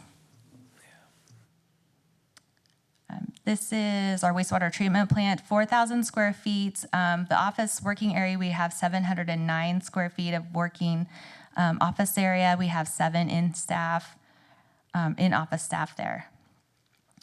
The Krug Center, just wanted to show you a picture of that. That's 3,800 square feet. It currently houses no city staff, but it houses the senior zones activities. The park maintenance shop is 3,700 square feet. Office working area is 370 square feet. We have 37 field staff working out of there. And when we're going to give you this comparison, we took about 25% of the time that a field staff would be working in the office, would need office space. Public Works Building A is the primary building. It's 4,500 square feet. 650 of that is the office area. We have 12 that are in the office and then 9 field staff out of that particular building. This is Public Works Building B. It has 487 office square feet, 9,800 square feet total, and then we've got 5 in the office and then 54 field staff. This is our treatment operations building, also on the Public Works facility land. It has 870 square feet. 800 of that is an office working area. We have 11 folks in that office. This is our Public Works Inspector's office. Used to be the old IT department. It has 655 square feet. 630 of that is office, and 5 people work there. The Public Safety Center, it's obviously brand new and was designed appropriately. We've got 67,000 square feet there, 18,000, almost 19,000 office working area, 59 who work in the office there. We have 75 field staff officers who work over there. We have 19 restrooms and 6 stalls and locker rooms, which is obviously a good benefit to our employees. So here's just some pictures of some working conditions that our folks are in. As you can see, we've got desks and desks and desks and people on top of people, storage. You can just see the picture on the lower right, that's our engineering office. I mean, I don't even know if they can pull a chair out past each other to get out of their desk. So they work from home sometimes so they can desk share, but this is what they're working in here. Public library needs more storage area. This is a shared, just shared working area. This is Park and Recreation Department at Lake Kyle. I believe in the left-hand picture, there are 3 working desks in that picture.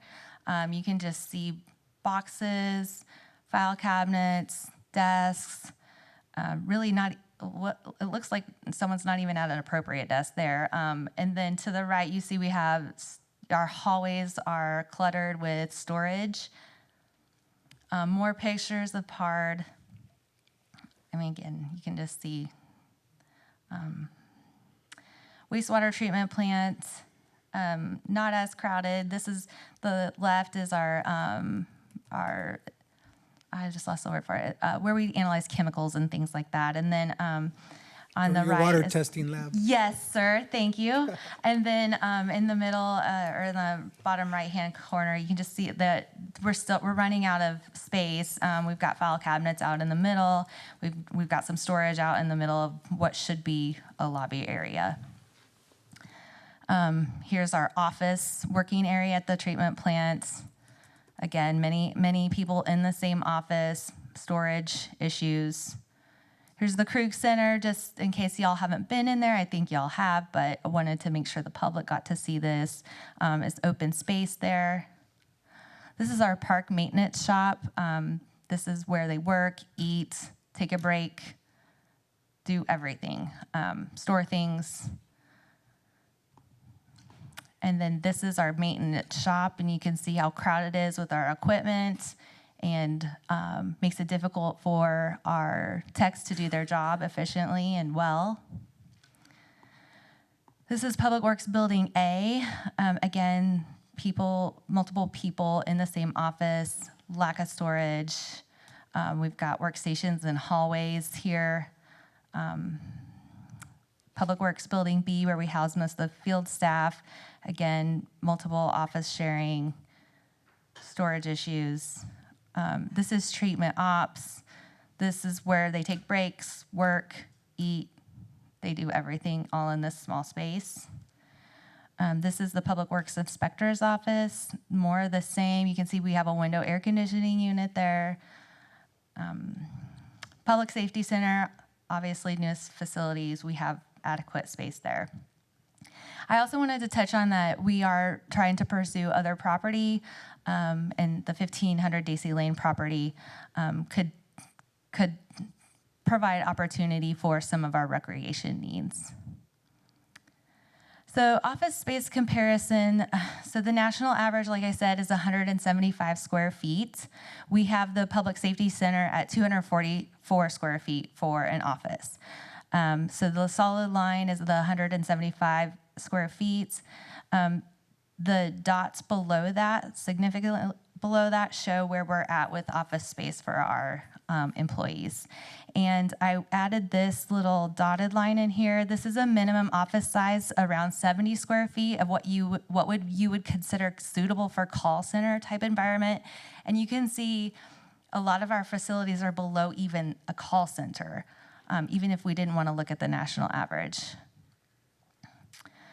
So here's our office space needs. Again, we have our projected growth with our staff and how, if we grew at the projected percentage with our staff number, how that compares to how our square footage should grow if we base it on the national average space. So today, we really should have 69,000 square feet of office space, and then we would grow all the way to 96,000, as we grew with our employees. Today, we only have 29,000 square feet of office space, so less than half of what we should be providing to our staff. So the key takeaways, I think, for you all from this is that we do not have enough office space to house staff. The projected 5-year growth of staff will exacerbate the problem. So we need to actively explore options to provide additional office space.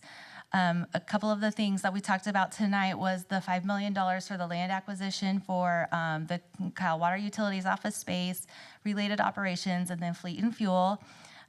We are also looking at leasing portable trailers for interim office space for water utilities, public works, parks, and rec. And then we could have potential to purchase space to house the senior activities. And then the Krug Center could possibly be repurposed and reimagined for different space.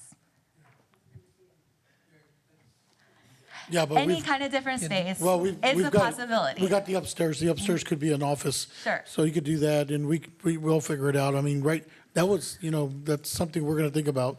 No, I think that the Krug Center needs to be considered also for the community first as well, because there's a need there too. Yeah, the bottom, but the top could be office because you can't allow people on the second story because there's not an elevator. So I don't want us to get hung up on the Krug Center. Yeah. That's just It's a historic. facility that we Right. own Yep. that could be reimagined. Yep, exactly. Done. So, So basically, we need a solution in the next 2 years to support the growth of the city, and so we believe our next steps is to undergo a professional facility master plan. This was just a high-level estimate done by staff.